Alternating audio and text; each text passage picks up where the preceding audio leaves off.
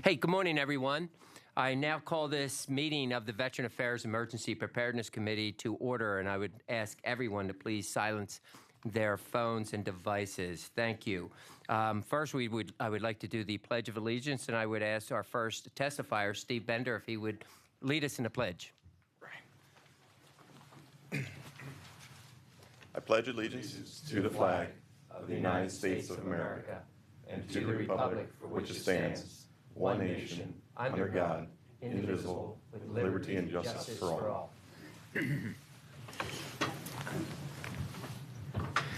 Thank you, everyone. What I'd like to do first is to have the staff and the members introduce themselves, and we'll start down here with our newly confirmed secretary of the committee. We did get information that you are secretary now. So is that a pay bump also? Yep. Free coffee. Absolutely. All right. Representative Mark Gillen, Berks, Lancaster counties. Representative Todd Stevens from Montgomery County, not a member of the committee, but appreciate the chairman's graciousness in letting me join the committee on this important issue. Zach Mako, 183rd, Lehigh, Northampton counties, member of the committee. Torrin Ecker, 193rd District, member of the committee, Adams, Cumberland County. Frank Ryan, 101st District, Lebanon County, and a member of the committee.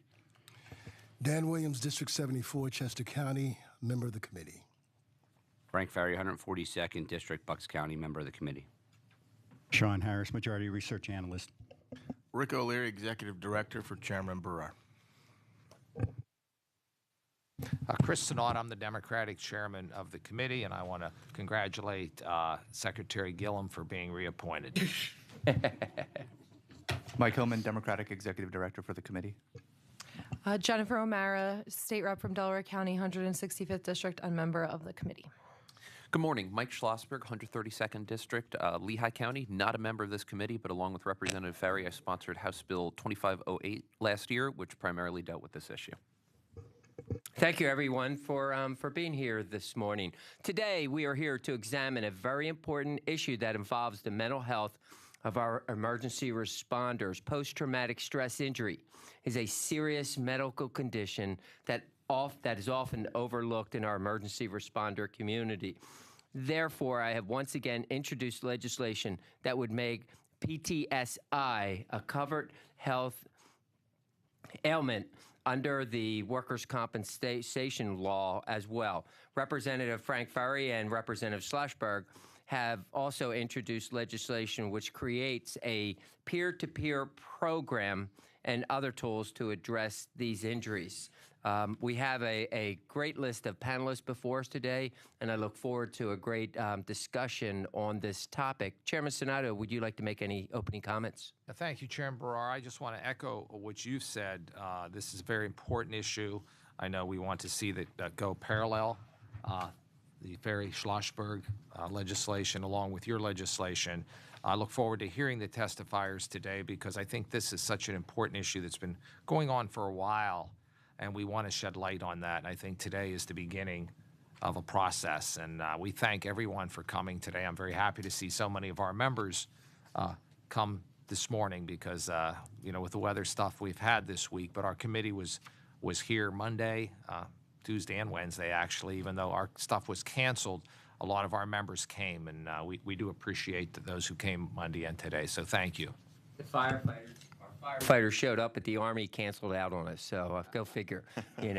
The Army War College was supposed to come and meet with us yesterday, and they canceled because we had that much snow, So I have to beat them up since I'm Navy, So, hey, as you heard me say in my comments that Representative Ferry and Schlossberg also have legislation, and I'm going to call on them if they want to do some opening comments.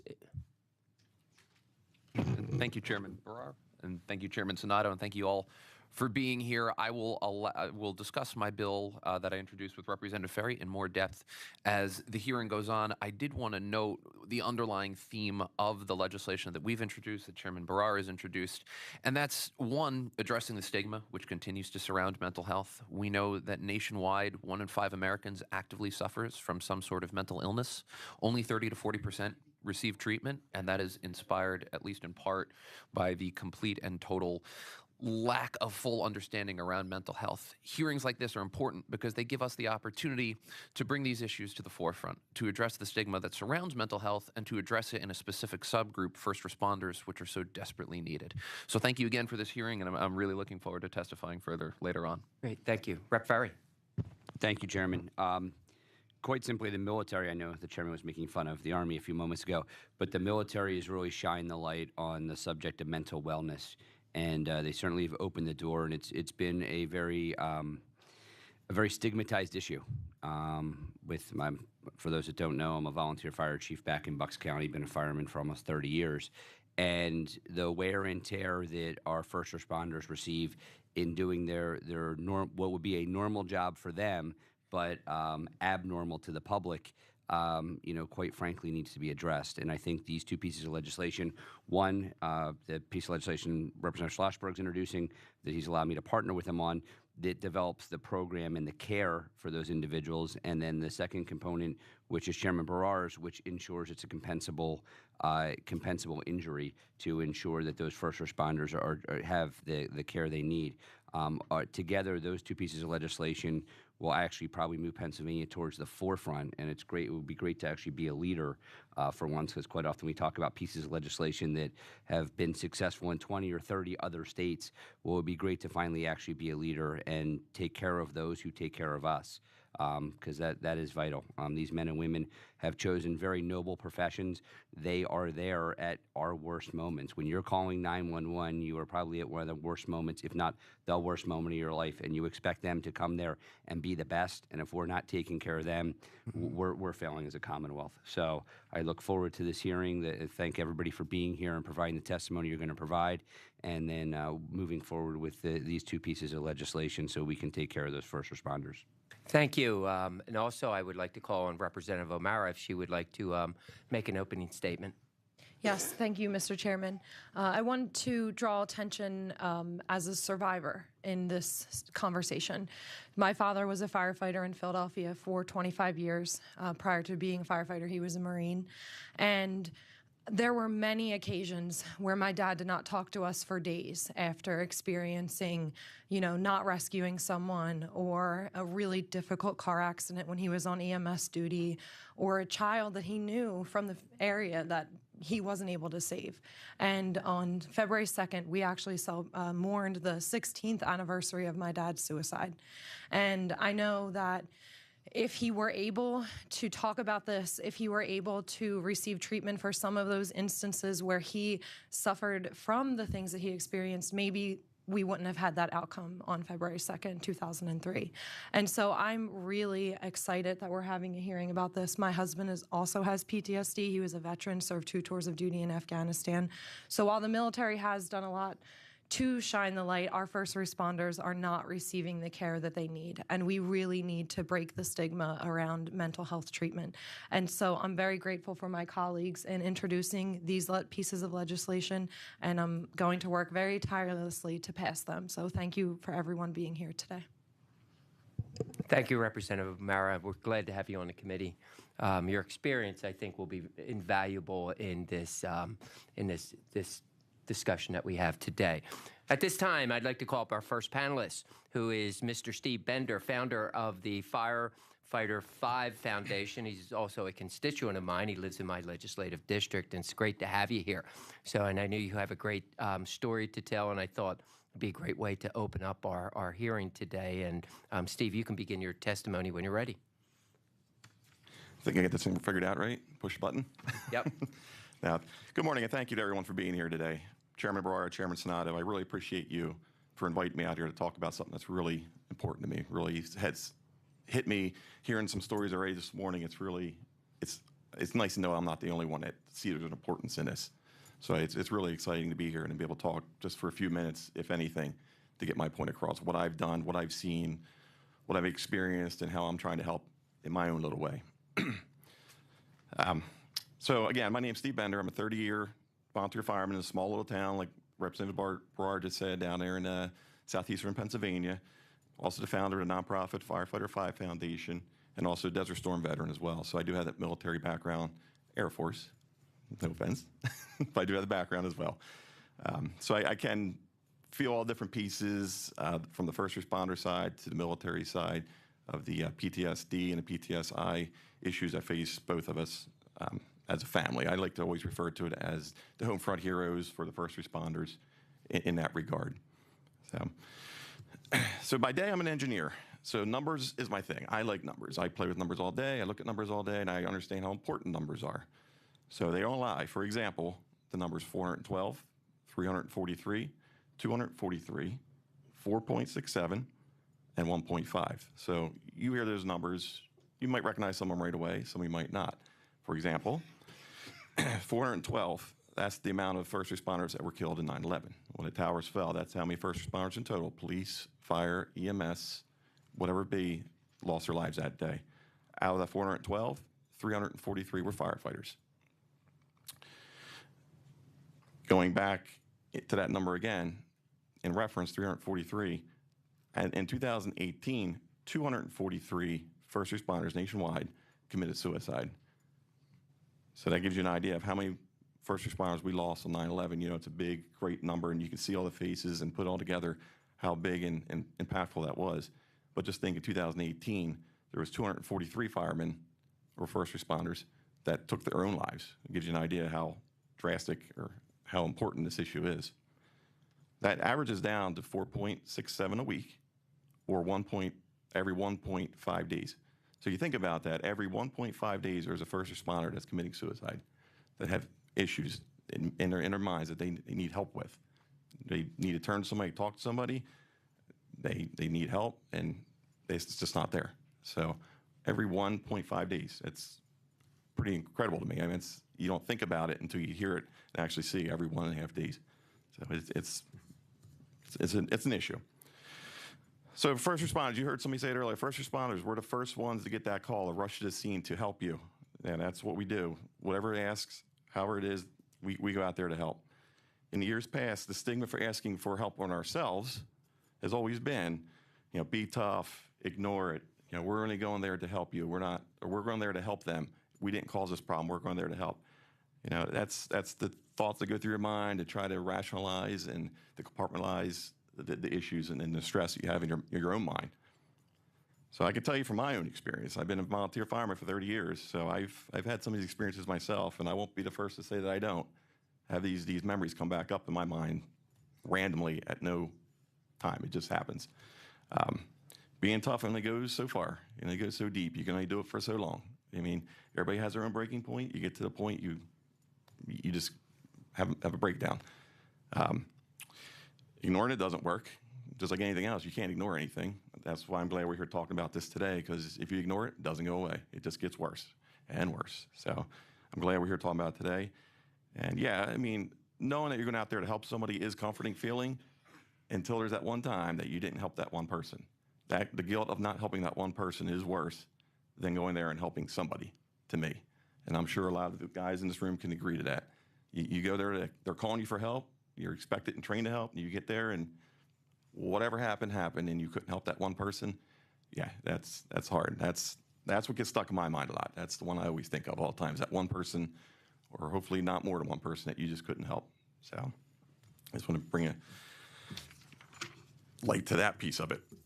So yeah, if I get a little choked up here, you know, this is very emotional to me too. So in order to help myself, in 2013, I created a nonprofit foundation called the Firefighter 5 Foundation. What we do is we try to raise awareness. We're all around the country. It's not just Pennsylvania. It's all around the country. I have one little fundraising event called Run to Respond. What it is we run, I won't say we, it's a group of people. It's not just me. I do like to run, but I don't run 600-some miles at once. That's just a little too much. So what we do is we promote and we get out to the public. It's not just first responders. It's not just firemen. It's actually the public. And we will run from the Fallen Firemen's Memorial all the way up to Maine. So we run 24/7, day and night, broken up in little stages. And what's nice about that is we get to talk to the public. We get to talk to the people that aren't the first responders. And it's amazing the stories that we hear from nobody you know. Some of you just met. You just met them, and they all have very similar stories. My father was a fireman. He had a bad car accident. Wouldn't talk about it. That's so common. We hear it all the time, and it really hit me hard, because when I started Foundation, it was more just for mental fitness and health, just to get the guys out there, get active, get talking. But the more and more that I met people in multiple states, and the stories are the same and same, it just really, I really saw that that was a need, and it's really important for us to address this. And it's so encouraging and so thankful to see Pennsylvania is really stepping up to the plate and looking into this. You know, with the two House bills that you guys have, 2508 and 2664, I read through them briefly last night, and it's really, really exciting to see you guys and the state get into this and start, addressing the issue and making changes. Love seeing that. So I applaud the hard work of Representative Brar and Senato, along with the team behind him. You guys are up there for a reason, and I really appreciate you guys getting up there and pushing us through. It's it's loss of words sometimes to see like there's actually a family in the fire or the first responder community, but also that there's people outside that is a family as well, helping us out. I really exciting to see that, and really appreciate it. Together we can help those that help, give to help us as well. So, but yeah. So I'd like to thank everybody again for just taking time to hear me and hear my story, and because I try not to get too emotional with it. I know it's a deep topic with me. Steve, when you do your running, what is the uniform that you're wearing? So there's two pieces. So I do the Run to Respond I mentioned earlier. That is just for the public, but also as part of the Firefighter 5 Foundation, I have a goal to run all 50 states, a full marathon in all 50 states in my turnout gear, full turnout gear. So I wear the turnout gear, I wear the air pack, and I do wear a leather helmet for the firemen out here. I won't wear the plastic helmet because it's not real to me, but I will wear a full uniform. I've done 16 marathons so far, 8 states. I have Little Rock coming up in 2 weeks, going to be doing Maryland in 4 weeks. So yeah, I'm out there running and spreading the word and answering questions and trying to get the word out. Education is going to be instrumental in helping us get this legislation passed. I know we're going to meet some opposition from our municipal Board of Supervisors and Commissioners, our cities, because there is a cost involved with the workers' comp piece of this. And the insurance industry, I'm sure there's going to be some pushback from the insurance company. As we sit down with these different groups and try to educate them to the need for this, if you were sitting at the table, what would be the first thing you would try to convey to them? Well, I mean, the first question I think of is how you put a price on someone's life. I mean, of course there's going to be a little cost increase. There's cost increase just about everything every day. But I don't understand how you can value somebody's life with a dollar value. I mean, that's my point I always try to make to that. I mean, I always hear people say the same thing. This is going to cost money. What's the impact? I just, maybe it's my mind. It doesn't work that way. So sometimes I get a little angry when I hear that question. But my response usually is how you put a dollar value on somebody's life and their family. Thank you. Chairman Senato, any questions? No, I'd just like to thank you for your testimony today. I think it's important. Thank you for your efforts you're doing with your foundation. I think that's very important. And just thank you for taking time out of your busy schedule to be with us this morning. Thank you. Yeah, when you told me your original, that you were running these marathons in your turnout gear, I've run a couple dozen half marathons and in running clothes, and I'm exhausted at the end of them. I can't imagine how you complete a task like that. That's just incredible. It's a challenge. That's why I really thought you would be a great opening speaker to kind of put an emotional face to the argument that we're having here, and we appreciate you. There are some other questions. Representative Ryan.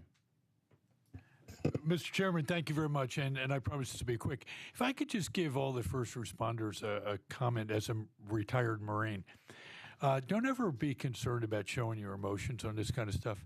Having been in harm's way on 10 separate occasions, I will tell you that anytime I've met a Marine or someone who didn't show apprehension or fear is the kind of person I don't want to be around, because then we're all going to become casualties. You all are my hero. You've all been very generous to those of us who've been in Iraq and Afghanistan to be so helpful to us. We as a state, we as a community, we as a body of citizens that have benefited from the protection and the cloak of the security you've provided us should never be ashamed. I often look back in American politics and Thomas Eagleton, and we should have had a situation in that time when we celebrated the fact that he knew he needed help and he got it. And instead, what happened was we ridiculed someone. And I'm praying to God that with this legislation, that we will drive a spike through the heart of anything when anyone has a condescending perspective towards someone with a mental health issue. God bless you for what you have done. No question other than you have my sincerest thanks and congratulations for a job well done. Great. From the members, any other questions for our testifier? No. Steve, thanks for taking the time up. Hopefully you're going to stay a little bit for the, Absolutely. hearing. And any comments you have for me, I would be more than glad to, sit and talk with you and, about the legislation. Right. Okay? Thank you, Chairman. Thank you very much. Our next testifier is, and we did have a change in the agenda, so if you're looking at the agenda that you received, actually our last testifier is going next because of a time constraint, is Miss Nicole Bailey. Okay? Miss Bailey is a psychology trainee with Marshall University Psychology Doctorate Program, and Mr. Don DeRamus, Legislative Chairman of the Ambulance Association of Pennsylvania. I was trying to boost you up there a little bit with the American Association, so thank you for being here today. We will, you can begin your testimony when ready. Morning, Chairman Berard, Chairman Sonato, members of the committee, Representative Morrow. My deepest sympathies in your loss. I'm a life member of a fire company for 40 years. I've also, in my 39th year as a street paramedic, also a deputy coroner, so I've seen it coming and going. Emergency medical service providers and emergency service personnel in general have functioned far too long under unwritten cultural tenet of once we put on the uniform, we are expected to perform and act a certain way. Weakness is not permitted, strength is celebrated, and we can handle our problems on our own. After all, we are invincible, and this is what we have done for decades in modern EMS. If you remember the movie Patton, the scene where he actually accosts a soldier in the tent with all the wounded, I mean, that's something stuck in my mind, and that's part of that cultural tenet. Unseen, you and your partner are expected to take control of someone's worst day of their life and deal with a myriad of simple to complex issues of trauma to medical problems, cardiac arrest, psychological emergency, or maybe the worst to fathom, a serious or fatal response involving an infant or a child. We bear witness to the best and worst of humanity and live with the good and the bad outcomes of our work. Some of those images are seared into our souls. We are expected to comfort the sick and dying and their family and friends, all without personal feelings, to affect our ability to provide exemplary medical care at the level of the emergency room. We are expected to perform in austere environments while exposed to environmental and man-made hazards, infectious disease, or other potentially infectious materials, and occasional physical violence. Finally, we are expected to push the reset button after each response and do it all over again on every call and every shift. Then when things go wrong, either related to the job or the effects we are seeing in our personal lives, we revert to that unwritten cultural tenet, attempting to control our scene and handle everything on our own. Lost in the fray and forgotten is what we are, humans beings first, and then things become quite overwhelming. A disturbing trend has been realized over the last several years. Suicides in emergency services have surpassed line of duty deaths. That's significant. Maybe it's related to better surveillance, or maybe it's just because our community is now asking why after the events begin to hit close to home. We have come before this committee numerous times providing objective commentary on what is truly occurring in the emergency medical services provider community. When it comes to post-traumatic stress disorder or post-traumatic stress injury, conclusive data was hard to come by, making our commentary more subjective than objective. However, today we come before this information meeting with an investigator whose doctoral thesis, Post-Traumatic Stress Disorder Among Rural Emergency Medical Services Personnel, surveyed rural EMS providers in our Commonwealth. Now, please let me introduce to the committee Nicole Bailey, who is a supervised psychologist pursuing her doctoral degree in clinical psychology at Marshall University. Her areas of interest include trauma and health psychology. Her dissertation has been approved by her doctoral committee and will be presented at a national psychological conference in August of this year. She will now explain her thesis has revealed about PTSD among EMS providers in the Commonwealth. Thank you for having me. The first thing I want to point out is that we are always changing our diagnostic criteria in our understanding of PTSD. We once viewed this exclusively as a combat-related disorder, and so it tends to surprise the general public that this can affect a lot of different populations, especially if trauma is a part of your job. And based on the evolution of that diagnostic criteria, the formal and clinical recognition of PTSD due to occupational exposure is very recent, as of about 2013. So a high-risk population that is obviously subject to traumatic events as a part of their daily job are first responders. And again, these are the individuals attending to the scene of an accident, a crisis, or some other emergency. So the literature has not completely avoided diagnosing this population, but it has been easy to overlook them for quite some time. In comparison to research on other first responder populations, the current literature fails to address EMS personnel specifically. We tend to see a lot of studies on firefighters and law enforcement, but for some reason there's a major gap in the literature regarding ambulance personnel. The literature that I could find in my review was on suicidality among EMS personnel. For instance, one study surveyed over 4,000 EMS personnel. Almost 40% of those respondents had reported contemplating suicide, and over 6% had actually attempted. So while all first responders do appear to be understudied in general, there's a really large, daunting gap with EMS specifically.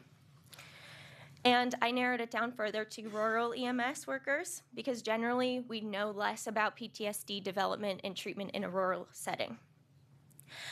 Rural communities, of course, are not immune to traumatic events. In fact, we have more motor vehicle accidents resulting in fatalities. We have higher rates of domestic violence, substance use, and suicide, and of course, more issues with geriatric populations. I think the most daunting evidence, though, is that about 1/3 of the time, a rural EMS responder is responding to a scene of someone that they probably know. So the focus of my study was to estimate the prevalence of PTSD symptomology in this rural EMS sample. I also wanted to look at why are they not able to access mental health care by looking at their perceived barriers to care. I surveyed participants all throughout the state of West Virginia and in Pennsylvania, the rural counties in the northern tier, along with the entire western section of the state. So we sent out messages and surveys to over 9,000 EMS providers. I collected demographic information, and not to be completely boring, but the measures that I did use, I used a life events checklist. This is just used to identify that you have been exposed to a traumatic event. As of 2013, they finally added a part of my job endorsement, so you can note on this checklist if you've been exposed to a traumatic event as a part of your daily job. I used the PTSD checklist for our diagnostic manual, and I'll refer to as the PCL, and this can be used to give a provisional PTSD diagnosis. I also used a barriers to accessing mental health care survey to look at the reasons they are listing as why they're not seeking mental health care in their communities or what's preventing them from doing so. We received about 500 respondents in a 2-month period, which is quite staggering, and it really surprised us, and I think that goes to show the need. Usually when you send a survey out via email, you're lucky to get a few respondents back, but these people noted that we're finally taking a look at them, and they responded. I was able to use 437 of those completed surveys for this study. On average, our participants were 39 years old with 16 years of service in EMS work. Our participants demographically were quite identical with the national population, as about 1/3 of our participants were female. Nationally, in EMS work, about 1/3 of EMS workers are female. Most of our participants were paramedics. We had just about the same number of EMTs, though, and the remaining 17% were in this other job title category. That included ambulance drivers, 911 dispatchers, supervisors, etc. Of the completed PTSD scores, 35% were clinically significant and had a provisional PTSD diagnosis. Of those which were clinically significant, most of them, 96% of those individuals, had indicated that they had encountered at least one incident on the life events checklist as a part of their daily job. So we can say that traumatic exposure via your occupation certainly puts you at risk with that finding. There were no significant gender differences between males and females, and I'll talk about the high importance of that in a moment. That is a very unusual finding, and I think that has some serious implications for this population. I also found that the impact of job title does have an effect, and paramedics were at a greater risk than EMTs and a much greater risk than the other job title category for having higher PTSD scores. I also, again, took a look at their perceived barriers to treatment in their communities. And this was just to see which barriers people agreed were the most significant issues in their community. The most commonly endorsed barrier was personal financial difficulties. So people cannot afford mental health care. The next most significant barriers were embarrassment or shame, worrying about how help seeking would affect their employment status, so they don't feel supported. They don't feel supported by their communities, as there is a stigma still revolving around mental health. And there is also a great deal of reluctance to acknowledge that they do have a problem and it's okay to admit that this exists. So the elevated risk in my study was quite significant and evident. 35% of our individuals had significant PTSD scores, and most of them had encountered on-the-job exposure. Prior studies have estimated the lifetime prevalence of PTSD among first responder populations is likely to be about 30%, about 1/3. And so we have further validated that with this study. The lifetime prevalence among the general American public for PTSD is only 8%. So this group is much, much greater risk. They might also be at a greater risk than veterans who have served or are serving in Operations Iraqi Freedom, as those rates are about 13%. But of course, we can't say that with certainty. However, we can say that this disorder is no longer viewed as exclusively combat related. It is definitely something we need to be looking at with occupational exposure. Serving your own community, exposing yourself to traumatic events of people you're very likely to know, certainly puts you at a very high risk. And this risk outweighs other well-known, well-studied populations. Interestingly, as I said, there were no gender differences, and that's huge. We were very shocked to find that because American women are much more likely and susceptible to developing PTSD. Even in military populations, we tend to see women with higher rates. And so I think that goes to show that the present study not finding gender differences, that being an EMS provider significantly, substantially, and independently increases your risk, regardless of race, gender, etc.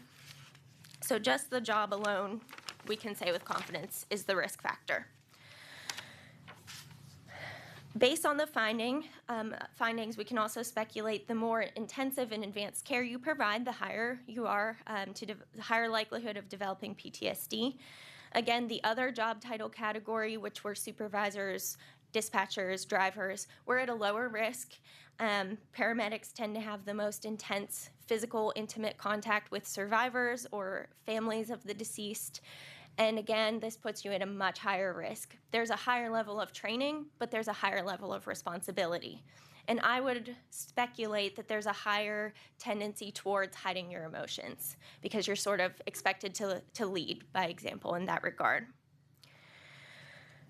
Again, we see a higher rate of PTSD compared with the general population, so we wanted to see why are they not able to access mental health care and resources in these rural communities.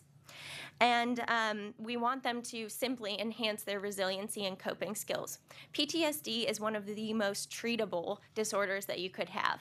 So although it's quite bad news, it's actually sort of good news if you're able to access mental health care treatment. We need to protect this vulnerable population, and so I looked into those barriers that they had identified. With personal financial difficulties being so commonly endorsed as a barrier, that was pretty shocking and frankly disappointing. They can't afford the care that they so need. The average annual wages for EMTs and paramedics in both Pennsylvania and West Virginia are below the national average. With 35% of our respondents indicating PTSD, we didn't even look into other mental health issues. There could certainly be other issues occurring or co-occurring.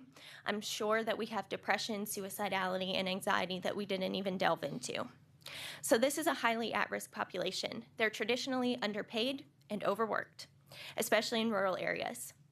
And of course, for affordable care, if you have 50 or fewer workers, insurance plans are not mandated to cover mental health care. Again, shame or embarrassment, we see stigma associated with seeking mental health care. It's difficult to reach out. They're worried about their perception from family and friends.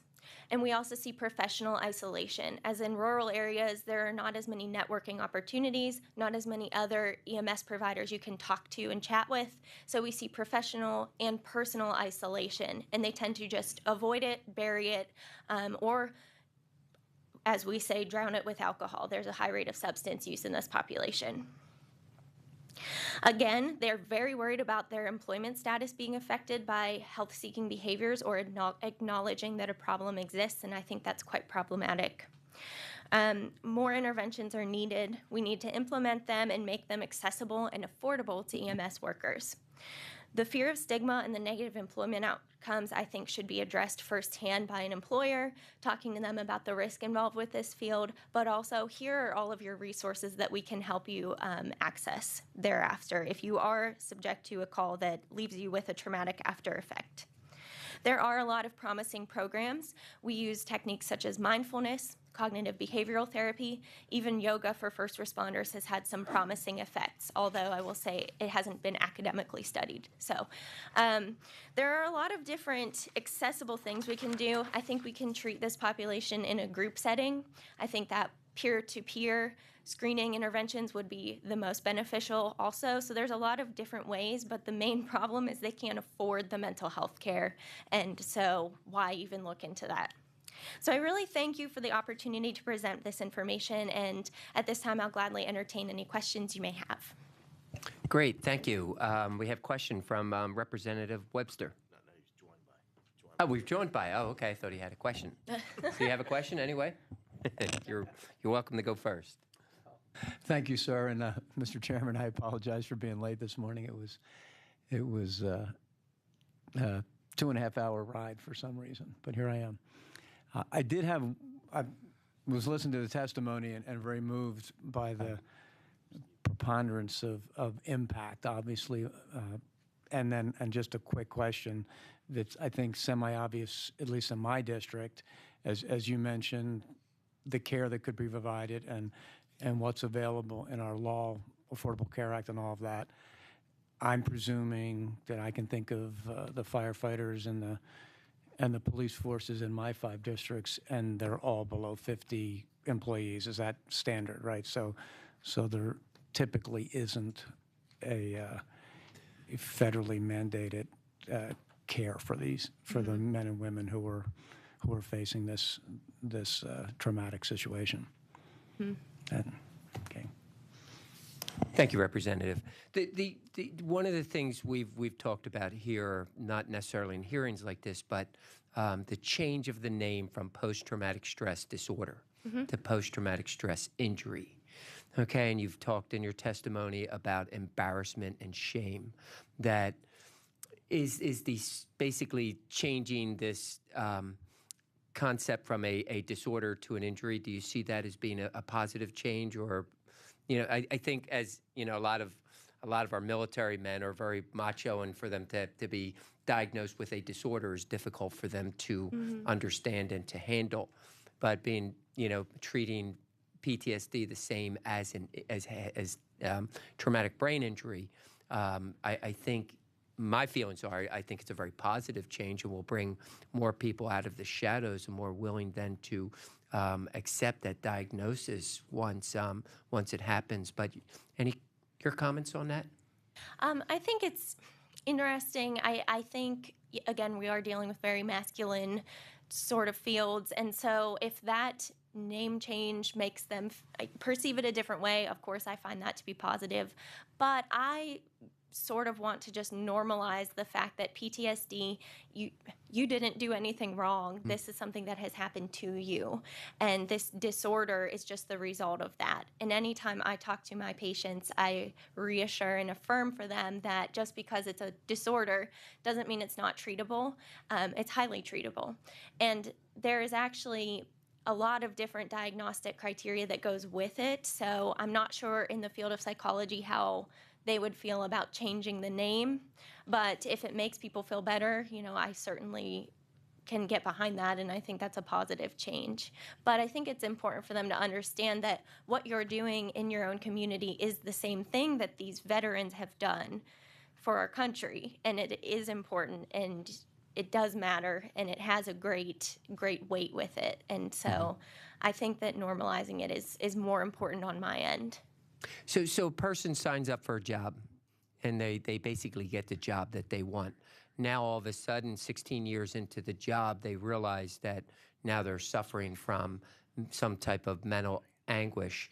Are the experiences, the norms of the job, have they changed? Are they experiencing things outside the normal things that paramedics and EMTs experience, and are they becoming kind of abnormal in a sense that these are the things that are hurting them so badly? I don't think so. I think whenever it gets to that point where it's gone on for so long, they have developed another coping skill, and so they don't appear to be abnormal. Maybe it is substance use. Alcohol is a common one in rural areas. Perhaps, though, the most common one is just avoidance. Just don't talk about it, don't think about it, and then that tends to happen. It creeps up 15 so years later. But I don't think it makes them appear to be abnormal, and I don't think that it impairs their ability to work as long as they're getting treatment. And sort of opening Pandora's box is when you might see a bit more of that. But the psychologist deals with that one-on-one, and people are actually quite resilient and quite capable of leaving that in the therapy office and going back to work. I think where I was trying to go, maybe I didn't, are the experiences they're having outside the norm of what the job requires in today's world versus what it may have been, a couple decades ago. And I know we have mass shootings, it seems like we have much more horrendous type of fires and things like that. Are there experiences, because basically it's some of these experiences that are leading to the post-traumatic stress, but are they, but you sign up to be a paramedic or a police officer or a firefighter, you go into this assuming you're going to see these type of tragedies happen. Are the tragedies just the norm of the job? And is that I'm concerned where the people who are opposed to this legislation would attack us, or attack the legislation, and their argument would be, well, these are just the normal things you experience in a job. So why'd you take it if you were concerned that this would happen? I think that is why, first of all, I think that the world is changing. It always has been, it always will. And I do think that is why we've finally taken notice and have finally said occupational exposure puts you at risk, because the events they're responding to are more traumatic than we have historically seen. And so I do think that that's changed a lot of things. I also think that that's a very naive argument when people say, well, that's a part of the job, because I think any help-seeking field, it creeps up on you. In my profession as well, it's recommended that psychologists go see a psychologist and talk about your caseload. Any help-seeking field, you're going to have some sort of reaction to that one case or that one call. And so I think the argument back would just be that this comes with the territory of being in a help-seeking field, and it doesn't make a person weak, and I think that's another thing we need to use to normalize it. It doesn't make them incapable of performing on the job. It makes them human, and that's a normal response to a mass shooting or a wildfire or et cetera. And so I think the argument is just, again, we have to normalize the fact that these are human beings responding to really awful traumatic events that most people don't see. And I don't think there's any sort of personality type that can just grin and bear it. Mm-hmm. Thank you. There's a bunch of other questions. Well, I'm sorry, Don. Yeah, avoidance is the key. I mean, we've had critical incident stress management teams available through regional councils probably for 20, 25 years. Mm-hmm. And you have an event in your organization where you feel that there's a need for the critical incident stress management team, and it's like pulling teeth to get people to physically go because everybody wants to see who's going and who's not going. And it's really hard when you're sitting in one of those, it's really hard for people to open up about what they're feeling. And avoidance is actually a criteria for the diagnosis of PTSD. And so you have to show that you're actively avoiding talking about these events, dealing with these events, et cetera. So it's actually a part of it. Great. Thank you. Representative O'Mara. Thank you, Chairman. I first wanted to point out that I really appreciate, I saw your dissertation is in here. I'm going to read it. Thank you for sharing. Many firefighters rotate through EMS rotations. And so specifically, I can say the nights that my dad had the worst times were when he was on EMS duty, not when he was on firefighter duty.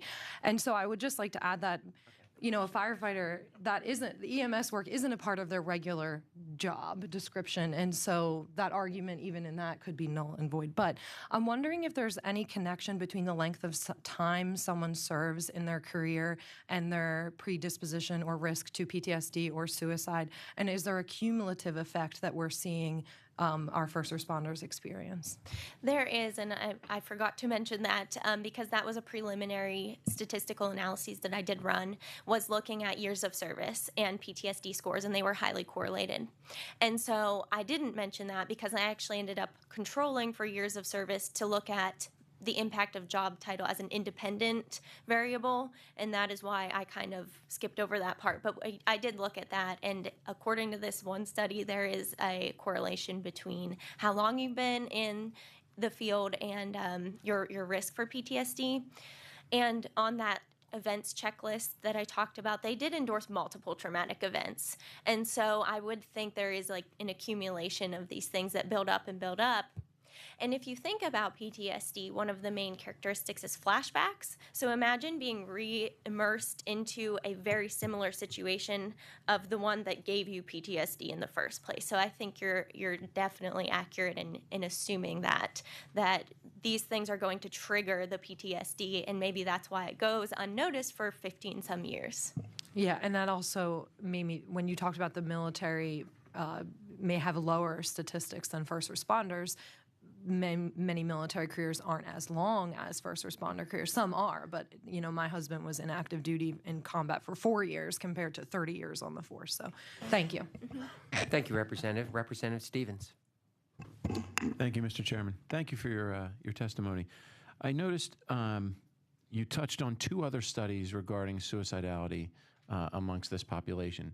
Did you dig into that at all with the rural Pennsylvania and West Virginia folks that you were evaluating? I did not. I provided resources if they were feeling that way, but I did not exclusively ask about that. All right. Thanks. Thank you, Representative. Representative Ferry. Ms. Bill, I just want to thank you for choosing this topic. I think it's very important, and I'm glad you chose that as part of your dissertation. I had some meetings with the University of Pennsylvania. Matt Smith is here, who's the government affairs representative from Penn, and we're trying to work on a way for their nursing school, which is a fantastic research institute. The university is a fantastic research institution, but the nursing school to actually do a study on first responders and mental wellness. So hopefully they can find a funding source and do that study, because I think it's important as we advocate to try and solve this crisis that we have as much research and documentation as possible. One thing I just want to follow up on, and the chairman was touching on that, although some of the challenges to a claim are based on what is considered normal, what is normal for a police officer, what is normal for a firefighter, EMS provider to see in the line of duty. During your study, although it may be normal in their field, I would think it's just abnormal as a human being to experience some of that. Is that an accurate representation? Yes, absolutely. And I touched on that in the full document, the fact that you can't possibly train for all of the events you're going to face. And I think that's what really affects this population. There's no telling exactly what you're going to go out and receive a call on. And so I think that is a very wonderful point that you're making, that this is just not a normal human experience. And that's the whole point of this diagnosis, is you've experienced something traumatic and very, very abnormal. You are not abnormal, but your experiences have been. Okay, thank you. Great. Thank you, Representative Ferry. Representative Ryan. Outstanding dissertation. Very well done. A couple of quick questions for you. In your study, did you segregate in the people that you talked to those who were veterans versus military veterans versus those who were not? And the reason I bring it up is there was a period of time in the military that if you acknowledged or gave a perception that you were needing psychological help because of PTSI, that your security clearance could lapse and it would be held in abeyance. And that is causing me to wonder if perhaps some people said it was a financial reason why they didn't do it, where in fact there might have been a secondary reason that they chose not to disclose to you. Did you have any control mechanisms on that? I did not look at veterans. That's actually, though, an area of interest for a follow-up study, is going through the VA and looking at this in VA. People who are going to the VA who are also volunteer firefighters. I think that's very common, at least in my community. And so that was an area of interest to follow up, to kind of parse that out too with the PTSD symptomology. Where is it coming from? But I didn't look at that in this study. One of the things that I've also found in my experience in helping children who have gone through traumatic stress at Good Shepherd was particularly children who were trafficked, is that frequently the system didn't recognize this as something that was stressful.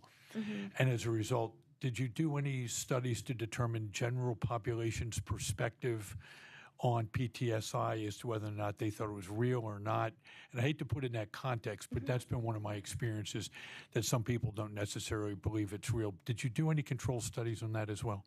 I did not, but I did talk about treatment from a systemic point, to the fact that this is a system that's putting them at risk. I hate to phrase it that way, but essentially that's what's happening. And so that is the system that should be treating them and should be helping them rather than just telling them to bury it. But I did not exclusively, control or gather data on that. And one last comment as opposed to a question. I was with Special Operations Command for a very long time. And something that we started doing in 2004 is we started doing questionnaires upon leaving a combat theater that basically said, and it follows up on Representative Ferry's comment, if you saw any of the following items, it was presumed to be stressful, and you would automatically be sent for treatment whether or not you wanted it or not. Now, you might probably say that's not a good idea, but we were trying to let the veteran know, or the military person know, that this is not normal to see someone blown apart. We also included in things, if you were in danger of getting blown apart, that was equally as bad as getting injured itself. So as an example, Jen's husband was in Afghanistan. He was wounded twice. Also being in danger of being wounded is equally as traumatic. So we found that was incredibly helpful. And the control studies so far, it's too early to tell, have shown a reduction in suicide incidents in that controlled group that received some perspective that it's normal to think this is abnormal. Mm-hmm. That's awesome. Great study, by the way. Thank you. Thank you. Rep. Schlossberger. Thank you, Chairman. I said your name wrong. Schlossberg. That's a, all right. If I had a nickel for every Schlossberger I've eaten in my time. Sorry. Thank you, Chairman. Off topic now. And thank you both, and thank you for this dissertation and the information. It's remarkable. One of the things I talk about a lot as a legislator is the differences and the lack thereof between urban and rural populations. And I understand this is concentrated primarily on a rural population, but I'd be curious if you have any similar evidence about the trauma that EMS workers, that EMTs, et cetera, face in urban populations as well, and how the two compare. Right. That again, this gave me a lot of ideas for follow-up studies, and that is one of them because it's sort of assumed, but the fact that we found 35% in a rural sample, the very, very few studies I found were in that 30% range. And so those people did collect from both urban and rural areas. So there may not be a difference, and my guess is the fact that in an urban area, you're likely serving in your smaller community within the larger community, so you probably are still subject to people that you do know or you know of and things like that. So I'm not sure if there are as many differences, but I certainly think the access to mental health care, that's where the difference lies. Absolutely. Thank you very much. Thank you.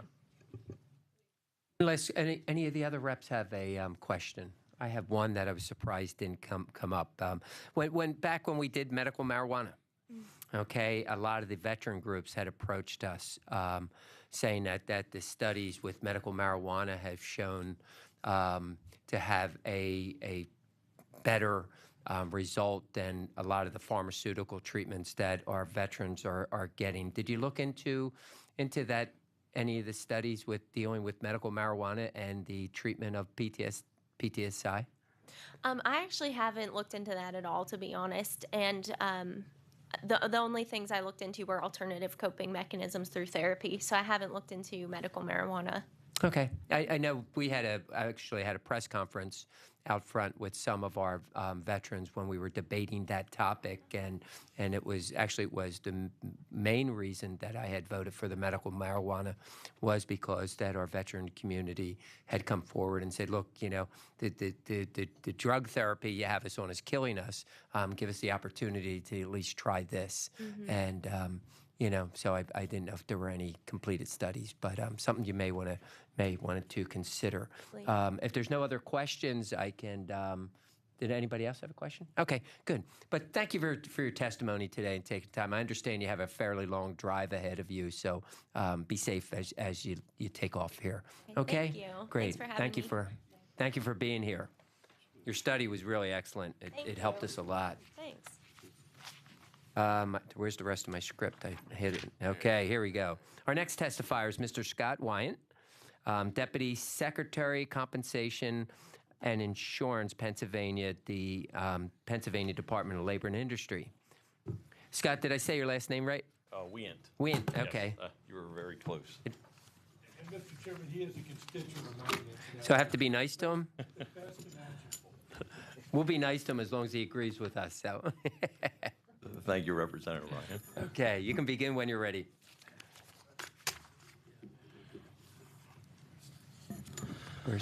Well, good morning, Chairman Barrar and Chairman Sananto, and members of the House Veterans Affairs and Emergency Preparedness Committee. My name is Scott Wyant, as we said. I'm the Deputy Secretary for Compensation and Insurance in the Department of Labor and Industry. And I appreciate the opportunity to testify today before you on House Bill 432 and former House Bill 2508, legislation that will address post-traumatic stress injuries for professional and volunteer firefighter, volunteer ambulance corps personnel, volunteer rescue and life-saving squad personnel, emergency medical services personnel, and paramedics, as well as Pennsylvania state police officers and police officers requiring certification under 53 PA CS CH 21 relating to employees under the Pennsylvania Workers' Compensation Act, and to provide specific programs and protocols for mental wellness and stress management for first responders. I want to mention that out of respect for time, my oral comments are a bit more concise than the written testimony that has been provided. The department, like all of us, appreciates the dedicated efforts of all first responders who serve and protect the citizens of Pennsylvania. We also appreciate the legislators' desire to consider ways in which to assist first responders in addressing mental injuries triggered due to trauma sustained in the line of duty. The department welcomes today's hearing as an opportunity to begin a conversation with the legislature and key stakeholders on legislation that seeks to improve the health and welfare of Pennsylvania's first responders, and we will be happy to continue to work with you on these proposals going forward. Each of us are impacted by first responders and even many members of the General Assembly or volunteers in their districts. You all know and have personal stories of triumph and tragedy that our first responders have endured. We've heard some of those moving stories this morning. Like you, I have many friends and several family members that have been and still are members of volunteer fire companies, volunteer EMTs, and law enforcement officers. In my hometown in Lebanon County, just recently on January 21st, 2019, at 4:43 p.m., a car crashed into a home in North Cornwall Township, engulfing the vehicle and entire home in flames. The young woman was killed, but fortunately the 3 people inside the home got out safely. While many of us were home in our warm beds, the volunteer members of the Never Sink Fire Company responded on this very cold evening. With temperatures in the single digits, pumps on the engines were freezing, firefighters were covered with layers of ice. On top of all this, rescue personnel had to maintain their professionalism and deal with the circumstances of this tragic death. Put in the same situation, the horrific events of that evening would remain on our minds forever. At the Bureau of Workers' Compensation, several of our employees are former first responders. Our Health and Safety Division provides training on workplace safety, and several of the current and past trainers are in fact former professional firefighters, volunteer firefighters, volunteer EMTs, and yes, in the case of a recently retired employee, Steve Lane, he has even instructed at the Pennsylvania Fire Academy. The skills they acquire and impact these folks have on the community go well beyond their efforts at an emergency scene. House Bill 2508 creates a program to be administered by the Department of Health, so I'll focus my comments on House Bill 432, which proposes change to the Workers' Compensation Act by Labor and Industry. First, House Bill 432 would amend the definition of occupational disease to include coverage for post-traumatic stress injuries in the case of first responders when caused by exposure to a traumatic event in the course of employment or the cumulative effect of psychological stress occurring after 4 years of service. Secondly, the bill addresses the burden of proof for post-traumatic stress injuries which are not precipitated by a physical injury, providing that they are compensable when established by a preponderance of evidence that the injury occurred in the course of employment. In law and practice, Pennsylvania has a long-established history of recognizing the compensability of work-related mental claims involving all types of employees dating back to the 1970 eras. The State Workers Insurance Fund, which insures the majority of Pennsylvania volunteer fire companies, has made payments on 99.19% of volunteer fire company claims that it received in 2018, including claims for post-traumatic stress injuries involving volunteer firefighters and police officers. Although not specifically identified as occupational disease in the current act, work-related mental injury claims, including post-traumatic stress disorder, are presently compensable if the burden of proof is established. The current state of law in Pennsylvania is that when the cause of work injury is not obvious, the employee alleging the injury generally bears the burden of proving causation. By contrast, the Act extends a presumption that the disease is causality related to employment for those injuries specifically listed as occupational diseases under Section 108. The employee's burden of proof is therefore lightened. The employer has the burden of rebutting the presumption. Mental injuries are currently not considered occupational diseases. Therefore, the burden of proving causation falls to the employee. Current common law in Pennsylvania further divides these types of claims into 3 subsets. Physical mental claim, which is a physical injury causing psychic injury. Mental physical claim, psychic injury causing physical injury. And then the mental claim, psychic injury causing psychic injury. All 3 types are compensable in Pennsylvania, although in the case of the mental claims, there is admittedly a heightened burden of proof. The Pennsylvania Supreme Court adopted the abnormal working conditions rule in 2000 in Martin versus Ketchum, 568A 2D 159 PA 2000. The abnormal working conditions rule requires an employee to prove that the mental injury was caused by actual objective abnormal working conditions as opposed to subjective, perceived, or imagined events in claims where the employee alleges a mental injury, such as depression, anxiety, or PTSD due to purely mental stimuli. For events to be considered abnormal, the nature of employment is to be considered. Hence, under this analysis, what is normal for a first responder, such as a police officer, is compared to what is normal for another police officer, not what is normal, for an example, an office clerk. Several states, such as West Virginia, Idaho, Colorado, Nebraska, Kentucky, Oklahoma, and Texas, are presently looking at coverage for mental conditions. A new Florida law has added PTSD as compensable injury in the absence of a physical injury. However, the employee retains the burden of proving causation. Vermont is an example of a state that has adopted legislation containing a presumption similar to that in House Bill 432, and Maine is considering similar legislation. House Bill 432 would help first responders in seeking to address the problem of uncompensated stress injuries caused by an abnormal working conditions rule by including post-traumatic stress injury caused by a singular tragic event and post-traumatic stress injury caused by cumulative trauma as occupational diseases. The law would extend the presumption of causation to first responders. In those cases of post-traumatic stress injury that are precipitated by a physical injury, the burden of proof is shifted to the employer. It is important to note the proposed amendment to create a burden of proof attempts to address the mental scenario where there has been no physical stimulus precipitating the post-traumatic stress injury. It would require that the burden of proof remains with the employee. However, it would specifically provide that the burden be based on a preponderance of evidence, and as a result, the showing of abnormal working conditions would no longer appear to be required. To the extent that House Bill 432 eases the burdens of proof to establish a compensable post-traumatic stress injury, it is expected that the number of such claims filed and awarded in Pennsylvania will increase.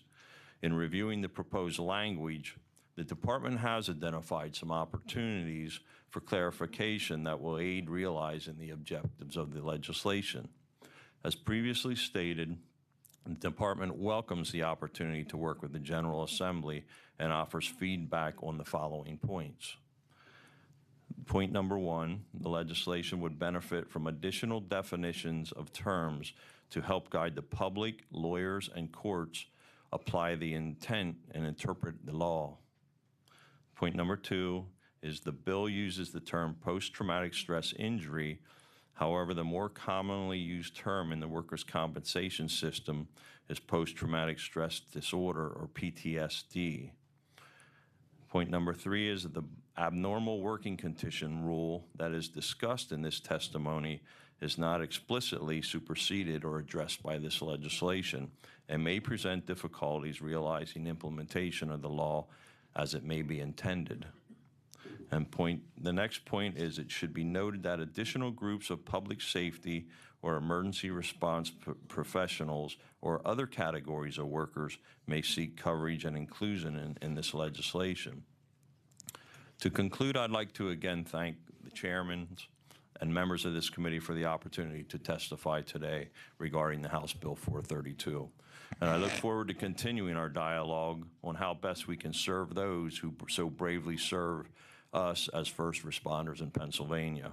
The Department of Labor and Industry remains committed to working with the General Assembly and all stakeholders on this issue to identify ways to improve our workers' compensation system to ensure Pennsylvania's employees, including our valued first responders, are being protected through the workers' compensation system. Thank you, and I would be glad to answer any questions. Thank you. We did take the suggestion about adding a definition of PTSI to the legislation, which will, I think Sean is currently working on that, aren't you? Is he here? Sean, on the PTSI amendment to the bill, did you want to just touch on that real quick? The definition? Yes. No, you have to tell the changes. What your theory behind changing the definition on PTSI, making sure we have a definition in the bill. The two amendments that we discussed were one dealing with the definition as it relates to post-traumatic stress disorder, as we just talked about earlier, and injury. The psychological community does not recognize PTSI, just PTSD. So what we're going to do is change that to say that PTSI shall be synonymous with PTSD, so that's understood. The Second Amendment has to do with the evidentiary threshold for what qualifies as evidence to justify the injury. In this case, it's preponderance of the evidence back to substantial, competent evidence. Okay, but I would assume, would you want us to run them by you before we adopt them? Chairman, we are always willing and able to help if we can. If you run them by us, we would definitely take a look at it Okay. and lend our assistance where we can possible. Great, thank you. A paramedic pulls up onto a scene, a terrible car accident. He's got his hands in the blood and everything with people that he doesn't know. He's dealing with them, doing what paramedics and EMTs do. And that's considered the norm of the job, I would assume. If the same paramedic pulls up on a terrible car accident, the same type of situations happens to be family members or close friends of his, is that viewed in a different way as being much more of a traumatic situation? Because now all of a sudden, you know, this isn't four strangers in a car that I'm treating. This may be, you know, and I had this happen in my district where a paramedic was actually killed in a head-on collision, and the first paramedic on the scene was his brother. And so I would assume that would be, you know, would come into the abnormal definition there. Am I correct in that? Well, I can say this, Chairman Barr. In Pennsylvania, every case is looked at on its individual merits when it goes through the legislative process. There are two cases that are out there. One is Young versus the Workers' Comp Appeal Board, where a police officer was exposed to a gun welding domestic violence suspect that did not show abnormal working conditions. So you had a police officer responded to a scene, domestic violence scene, threatened by a gun, and in the court system it was ruled that did not show the extenuating circumstances or the abnormal working conditions, versus a case of where it's Pays versus Workers' Compensation Appeal Board, where a state trooper ran over a woman, apparently trying to seek suicide by a police officer, and in the court system did show abnormal working conditions in that situation. So it's almost like every case is viewed on their individual merits, and it goes through the litigation process in that mannerism. There's really not a yes or no to each one of those situations, unfortunately. I think we realize where the legislation will be challenged is in that normal and abnormal.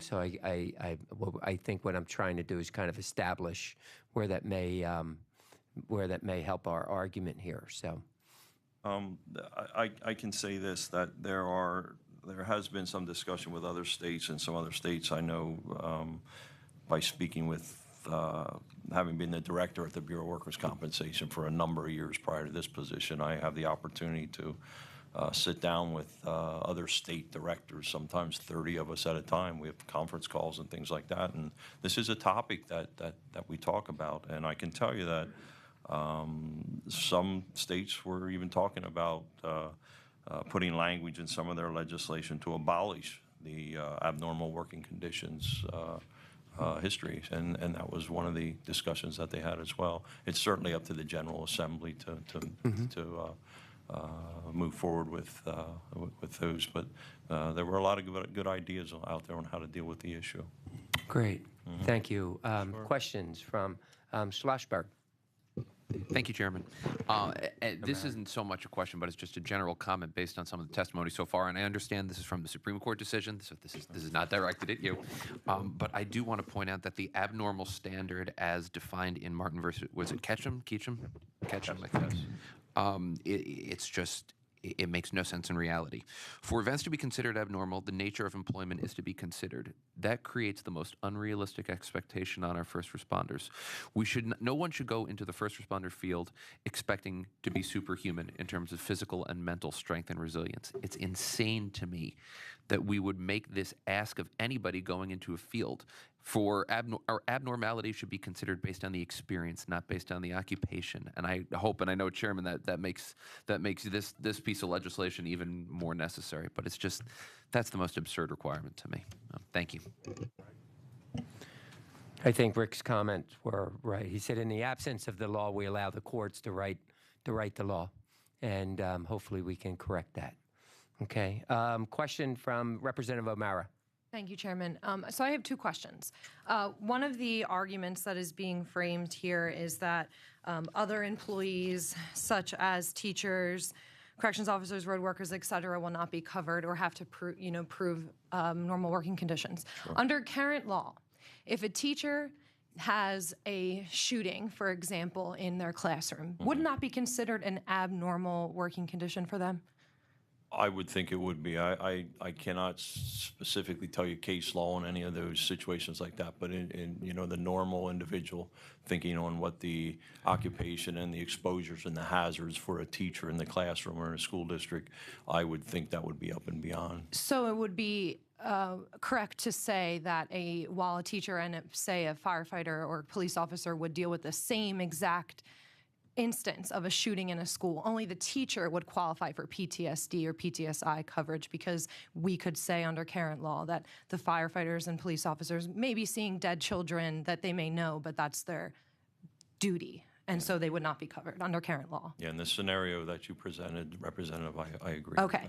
My next question is, under current law, if a firefighter or first responder, EMS worker, reports to a horrific car accident, and in the process of seeing, children and their parents die, they cut their hand. Their hand cut would be covered under this kind of workman's comp coverage because that's, a physical injury. But the sustained mental injury that they're going to occur for, who knows, maybe the rest of their life, maybe could lead them to suicide, would not be covered under our current law. Yeah, under the current statutes, you're correct. Okay, thank you. You're exactly correct. Thank you. Mm-hmm, sure. Great, thank you. Any other questions from members? Anyone? Okay. Hey, thank you for being here today, taking time out of your busy schedule and testifying with us. We appreciate it. Thank you very much, and thank you for your efforts to address this issue to our very important public first responders. Thank you. Thanks. Our next set of testifiers are Ms. Sarah Burns with the IAFF. What's that? International Association of Firefighters, right? Okay, I wanted to make sure I got it right. Mr. Ralph Securo, President of the Pittsburgh Firefighters Local 1. Mr. Chuck McQuillan, Vice President, Philadelphia Firefighters Union. Jeremy, how did I say that, Jeremy? Wormkessel. Okay, great. With the President with the Allentown Firefighters, Local 302, and Dave Chiamonti. Okay, good. I hope I didn't mess that up too much. President of Pennsylvania Professional Firefighters Association. Thank you for being here today, and you can begin your testimony when ready. Thank you, Representative. We've had a few changes, so all Good. those individuals. Yeah, don't worry about we'll that. Just clarify as we go, if that's okay. Right. On behalf of all professional firefighters within the Commonwealth, I would like to first thank Chairman Barrar and Chairman Sonato, as well as the entire committee, for allowing us this opportunity to discuss such an important issue that's facing all first responders within the state. While I will not be providing written testimony, I would, however, like to introduce myself and the experts that will be providing some vital information. My name is John Gardell. I am a 22-year veteran of the fire service. Currently, I'm serving as a lieutenant in one of the busiest engine companies within our state. In my 22 years' experience, I have served as a firefighter in the United States Air Force, the Borough of Wilkinsburg, and now for the City of Pittsburgh. Over the years, I have responded to various emergencies, some more difficult than others. I've also been privileged to work with some of the most dedicated men and women on earth.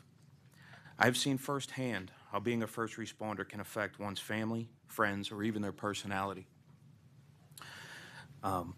When I chose this career path, I followed in my father's footsteps.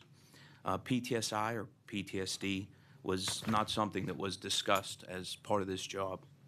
It wasn't talked about at the firehouse. It wasn't discussed over a beer. However, it was there at every incident, at every medical emergency, and at every fire scene. A lot of discussions happened, going off script a little bit, about the cumulative effects that this job has or these incidents have on individuals. I can tell you personally that over my 22 years, when I was 20 years old, I hate to say it didn't bother me too much. Into my 30s, it kind of started to affect me more. And into my 40s, you know, maybe it's change of family, maybe it's the amount of incidents that I've responded to or what I've seen. But a question by Representative Brar was, has this job changed? And I can tell you that without question, in those 22 years, I've seen great change in this career field as a first responder. We do respond to medical emergencies, and it is something that has become a great impact on myself. Specifically, there was an incident in January of 2017 where 7 of my brothers from 17 Engine were injured while saving a family from a devastating fire.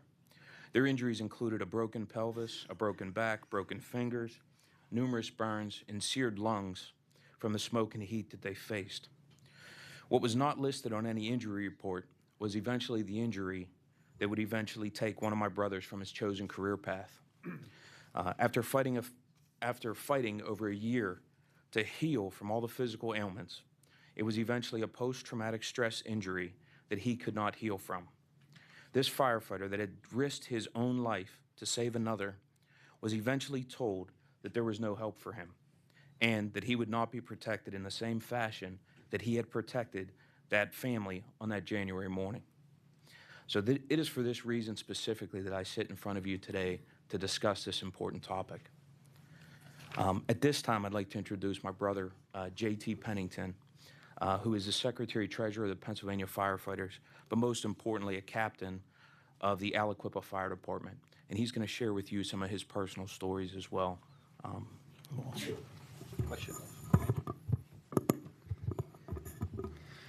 Good morning. Thank you, Mr. Chairman, Chairman Brar and Chairman Sonato, and committee members. It's a privilege to sit here in front of you today and to be given the opportunity to try and help our fellow first responders. As my brother Gardell said, my name is J.T. Pennington, and I'm a captain with the Aliquippa Bureau of Fire in Western Pennsylvania, as well as the Secretary-Treasurer for the Pennsylvania Professional Firefighters Association. I have over 20 years of experience in serving the citizens of this Commonwealth, and I'm also a 10-year Army veteran. First responders are looked upon as larger-than-life heroes, and in times of despair and chaos, we're the ones there to help. But today, we desperately need your help. Whenever called upon, we as firefighters answer the call without question.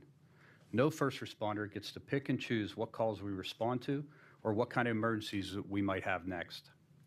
The truth to the above statement is that we are also human. Our emotions have limits.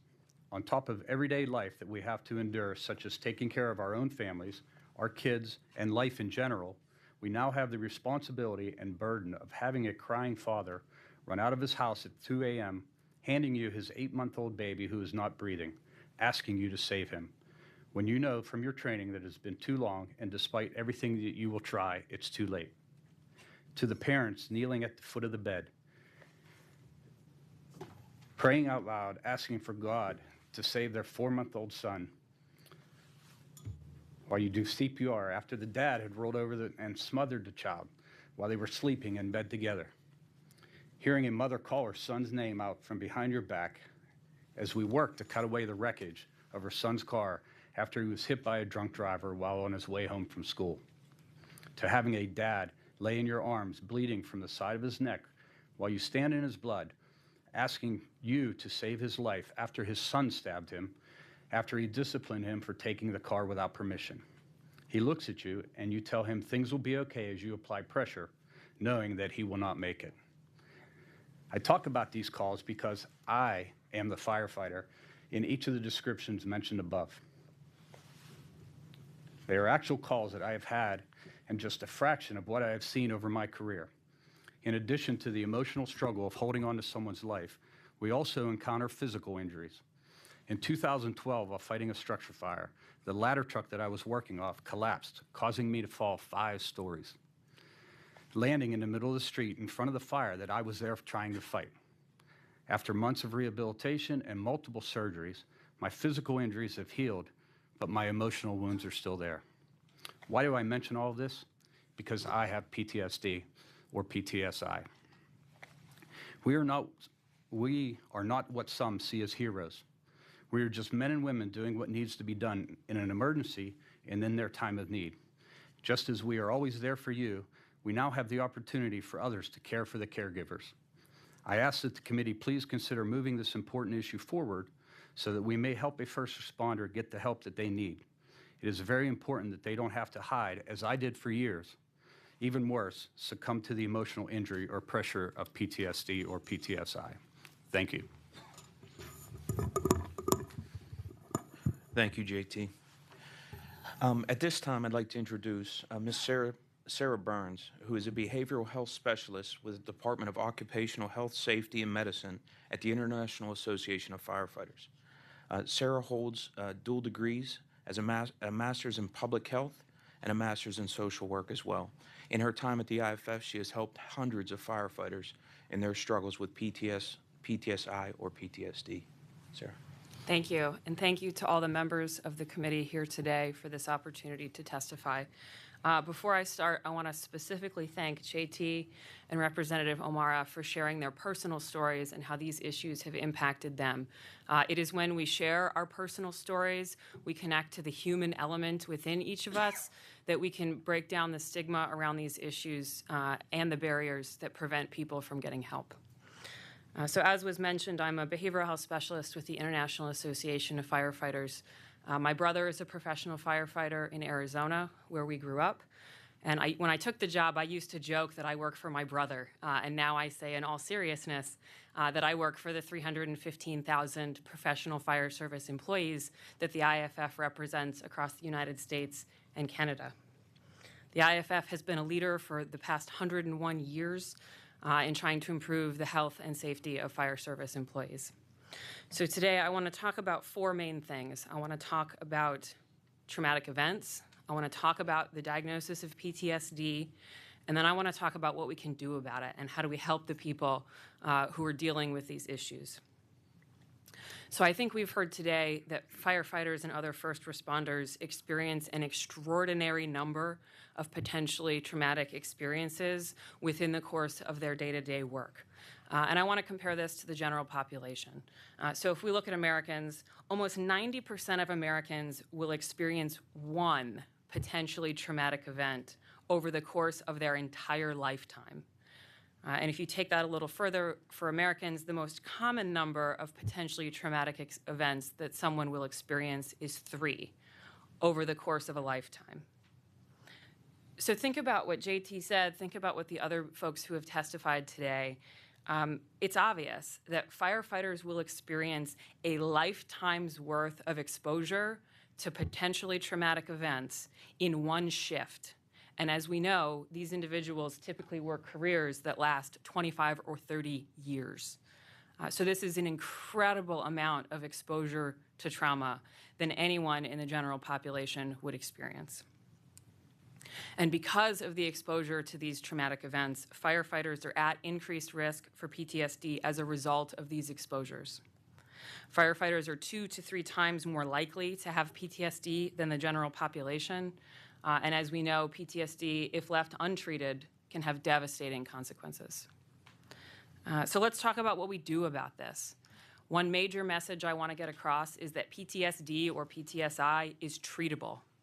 There are evidence-based treatments for PTSD. These are things that are referenced and cited in my written testimony, treatments like prolonged exposure, cognitive processing therapy, and eye movement desensitization and reprocessing therapy.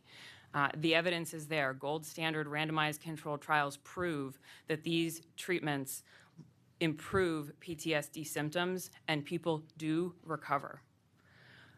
Of people who've gotten these evidence-based treatments for PTSD, 60% report improvement in symptoms, and 40% of the people who receive these treatments no longer meet criteria for the disorder. So it follows that a diagnosis and treatment for PTSD need not end the career of a first responder. In fact, they can likely get effective, evidence-based outpatient treatment while they stay on the job. The typical length of treatment for these evidence-based modalities is between 10 and 12 sessions on a weekly basis. So this is extremely doable for someone to attend treatment and get assistance while they continue serving their community. We need to do anything possible to reduce the barriers that our first responders experience to getting help for their issues, PTSD and other mental health disorders. But evidence-based treatment is only one way to do that. In addition, peer support is extremely important. Peer support, if we look at the evidence, has shown to increase self-esteem, increase confidence, decision-making skills, social connection, ability to deal with adverse events, and to reduce isolation. So the evidence is there. Both evidence-based treatment for PTSD and peer support work and will assist our first responders as they deal with the issues they encounter on the job. In response to the increasing awareness of behavioral health in the fire service, in 2016, the International Association of Firefighters launched our peer support training program. This program has two parts. Firefighters and other colleagues that want to become peers to help their brothers and sisters take a 2-hour online course for behavioral health awareness, and then they take a 2-day in-person peer support training that is focused on acquiring the skills needed to help our brothers and sisters. Since this program launched, the IFF has delivered this training 129 times. We have an additional 56 trainings scheduled for this calendar year, and it's growing day by day. And we've trained over 3,300 people in peer support across the US and Canada. That number includes 95 peers in the state of Pennsylvania, including 28 that were trained just last week in the greater York area. They started a peer support team and requested the IFF peer support training after the deaths of firefighters Ivan Flancha and Zachary Anthony last year. So in conclusion, I'd like to review my main points. Firefighters experience high levels of trauma. That leads to high rates of PTSD in firefighters. Good treatment exists, and these men and women deserve it. Thank you. Thank you, sir. At this time, I'd like to introduce Attorney Joshua Bloom and Attorney Michael Dryden.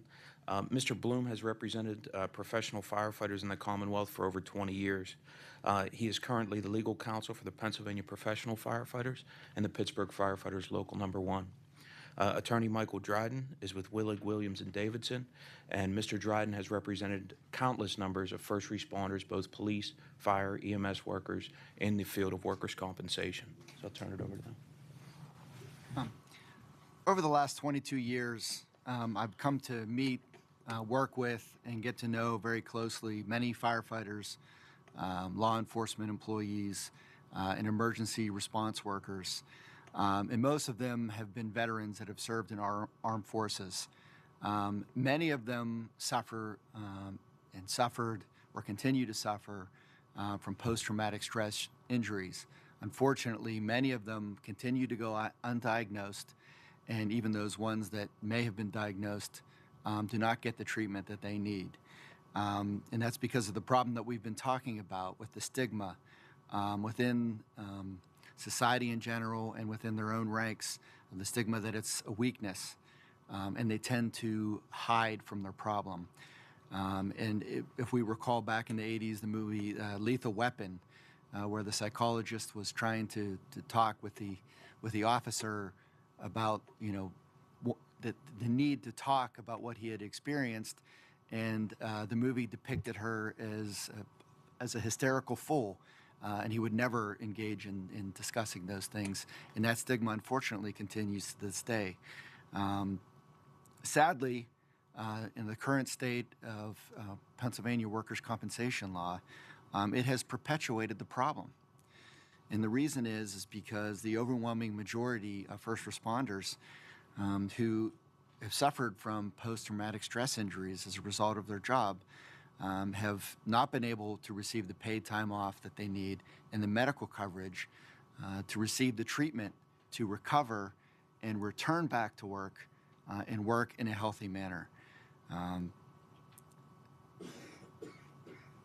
The need for the time and the benefits so they can recover, unfortunately, is diminished completely, almost completely, by the standard that under current state of workers' compensation law that was a judicial construct. It was not within the legal changes, that there would be no coverage for mental injury for normal working conditions. The courts have stated in previous cases that it is normal for a first responder to witness and participate in a horrible tragedy. It is normal for a first responder to witness human carnage. It is normal for for a first responder to witness severe and gruesome injuries and or death of children, their partners, coworkers, and members of the community that they know. In other words, what the courts have ruled is it must be abnormal. The problem is for first responders is the normal is abnormal, and abnormal is normal. They're falling through the cracks, and that's the problem that we're all talking about. And another problem is that the courts have used language to indicate that the abnormal event has to be a singular event that is highly unusual, when we all know, and it's consistently understood, that often post-traumatic stress injuries are caused in a cumulative manner, or they're latent and come out later. So the current standard, the judicial construct, is not working. It's allowing our heroes to fall through the cracks. A first responder's job is to run and face these abnormal tragedies. As civilians, our job is to turn our backs and run so they can do their job.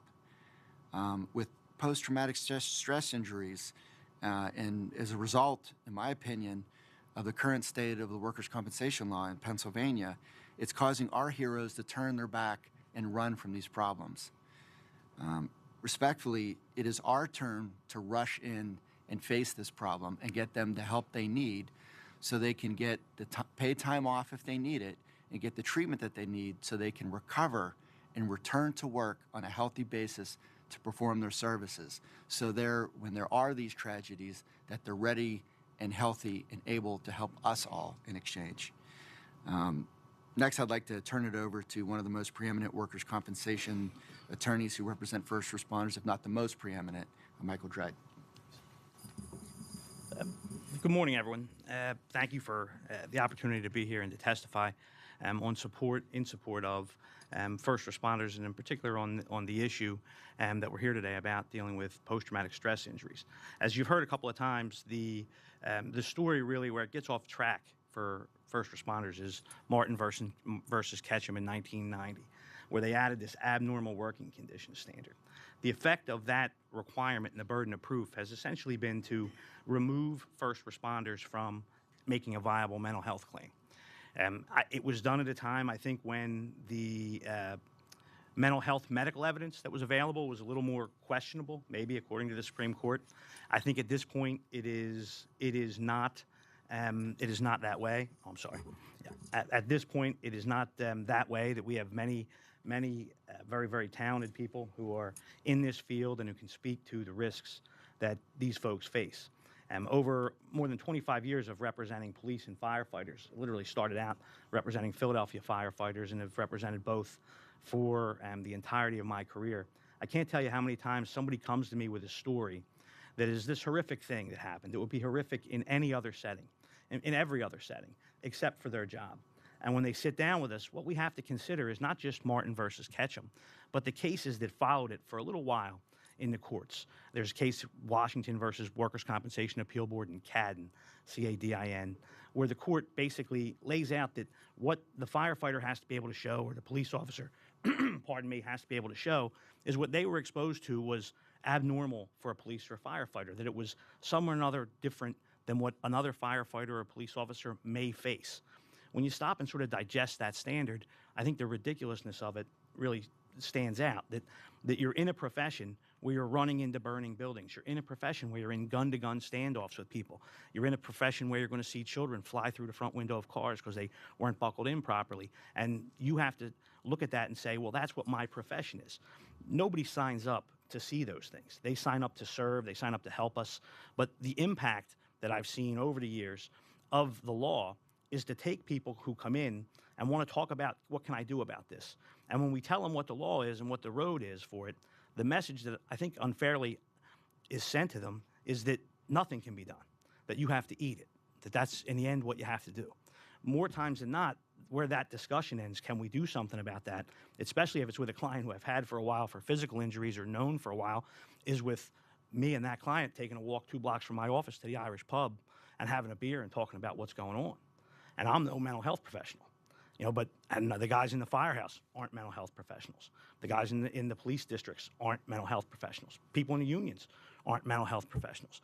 But because they're told they can't make a claim, I think that enforces the stigma that has been driven home about mental health illness, mental health injury for years. When these things that the people that I've represent encounter, there is nobody, no jury, any place on this earth that I think I would get in front of that wouldn't agree with me that this person's injury came from what they saw. But in our workers' compensation system, they're applying this abnormal working condition standard to just foreclose a group of people, to leave them on their own, financially, and to leave them on their own with regard to mental health access, because they're just not going to do it. They're not going to stand up and raise their hand and say, hey, I can't take it. Now I want to use my sick time while I go and try to find mental health care because I can't take it anymore. I can't take what I've been seeing as a firefighter or as a police officer. That will not be done. So in addition to everything that's been discussed about having a program to educate, having a program to make these things better from a mental health standpoint for the firefighter, for the police officer, to compensate them, to say this is part of what you're going to encounter in your job and we're going to take care of you. The way the case law is written right now, it acknowledges that it's part of their job. I have clients I've represented who get sent to what they call the EAP, the Employee Assistance Program, where a psychiatrist from the department will disable a police officer or firefighter from their job because of their mental health condition. And they'll be disabled by the department, but told you don't get benefits. Because what you saw, that burning child that you pulled out of a building, or being shot at, or the countless things, we could sit here for hours talking about the hideous things that these folks encounter. Those things are just part of the job. And when I've litigated a few of these cases, and we've had some success with a couple of them when there's these odd facts that I think Chairman Barrar alluded to a little bit earlier, sort of fits that. I once had a firefighter who was on an MXT, so he had switched shifts, and he was working very close to his house, and there was an accident where there had been drag racing. And when they get on the scene, there's a young woman with red hair in a tree with her eyes open, like planted against a tree. This happened about a half a block from his house. He has a red-haired daughter. He jumps out, runs over. It's not her. So we were able to show that that unique situation was something that should have been covered by comp because it was abnormal to have someone who looked like your daughter put into a tree. The thing that always disgusted me about that was that if it wasn't that firefighter, I probably would have lost. I may not have even taken the case because the fact that that uniqueness allowed me to try to dance around that abnormal working condition standard, made a claim for somebody. But the guy who was standing next to him, who also had to look at a 20-something-year-old woman with her eyes open, covered in blood, and cut in half, and being planted to a side of a tree, the guy who was standing next to him, he has no remedy except to go to EAP, be told, yeah, you're having a tough time living up to the standards. That's what they hear. You're having a tough time living up to the standards of a firefighter or living up to the standards of a police officer. The job is wearing you down. We're going to take you off duty for a little bit. We're going to treat you, but we're not going to pay you. We're not going to treat this as something that came from your job. We're just going to leave you to burn your sick time. So as the the years have gone by doing this work and being in front of unions, doing training sessions for shop stewards and training sessions for other union leaders, I can't tell you how many times people come up to me with stories that need to be addressed, that need to be addressed. Because as I think it's been alluded to many times, we're not just talking about one incident, my incident with the guy in the tree. That's a 30-year firefighter. So how many more things like that have to pile up before we're going to try to help them? I did want to take just a brief second, if I could, in addition to lending my voice to requesting a change in the law, because this is profoundly the most unfair thing in the Pennsylvania Workers' Compensation Act to the most valued of our employees. Someone's going to come in and get my kid out of my house, or when I'm getting held up somewhere is going to come save me, that person, that I could have some kind of mental problem from it and go get care and have it paid for, and they see it 10,000 times in a career and they can't, is just repugnant. That's my word for that. And then looking at the Pennsylvania Municipal League, I noticed a couple things that I did want to comment on, if I may. Their written testimony references that it's not appropriate for the General Assembly to address a change in this because this had been laid down by the Pennsylvania Supreme Court. That's patently not true. I mean, everyone in here has probably had to deal with the impairment rating section in the Pennsylvania Workers' Compact, where the Supreme Court threw the PROTS section of the law out, and the Pennsylvania Municipal League and just about every other employer ran to the General Assembly to have you guys address that, which has since been addressed. So that I think is simply not true. There's another comment in here that I wanted to address, maybe the last one I will address. In their written testimony, it noted that the costs, PTSI, occupational presumption for police officers, firefighters, and EMS workers, will be more expensive than cancer presumption added in 2011. I've read some things that and heard that may be supportable on on a cost per employee basis. There is no doubt, having handled maybe now 140 cancer cases for firefighters, that the costs of one cancer case versus one PTSD case, the cancer medical costs are going to be way, way, way higher, right? So case by case, cancer is going to be way costlier. But if you go employee, maybe it is true that PTSI is more costly. What that actually is, to me, that's a sign of the level of the problem, because that's telling you how many people, not the cost per case, but the number of people that they estimate are going to need to be treated for this. So when you look at that, the cost, instead of looking at it just as a dollar and cents cost analysis, look at it as what it tells us about the human analysis, that there are just many, many more people that you're going to aid with this suggested amendment. So again, thank you for the time to be heard on this issue. It is an important one. Great testimony. Thank you all. Fantastic. We have some questions from the members. Jen, Josh, any questions? No, I have a question. I know you do. We were just discussing, is there a potential, and about the cost, is there any correlation between not treating mental health and people leaving the force earlier or being on workers' comp longer? Like, are we going to see a cost savings if we make this investment in our first responders because we won't have to recruit and train new people as frequently, or am I completely off base and there's no connection? I have a comment on that. Is anybody, if you want to, anybody else? Yeah, okay. Go ahead. I think your question is what I would call a bit of a leading question. So it is, but it is leading me to completely agree with you that at the end of the day, when you're looking at cost, that's a short-sighted view of cost, because you're going to have costs not just for the mental health medical care that they receive, where you're going to compare that against what you're going to lose in effective man hours. You're going to lose in the length of careers. Even from a community standpoint, which I think the General Assembly should consider, and Representative, sadly, you're an example of this, there's a cost beyond just the employee. There's a cost then in how, you've fortunately been able to do what you've been able to do, but if you're the son of an alcoholic firefighter or police officer, your life may not be as good as it was going to be if that person got care right away and never went down that rabbit hole. Mm-hmm. So cost is a much broader issue than what the insurance companies are going to be here talking to you about, or SWIFT even would talk about. They're looking at the cost to them. I think the cost to society is much smaller if we amend the law properly treat people and make sure that there's no more stigma for these diseases than otherwise. Yeah, and I'm glad you actually brought that up. I know you have a comment as well, but when my dad passed away, he was 49. He could have worked for another, I'm not a math person, 15 years maybe.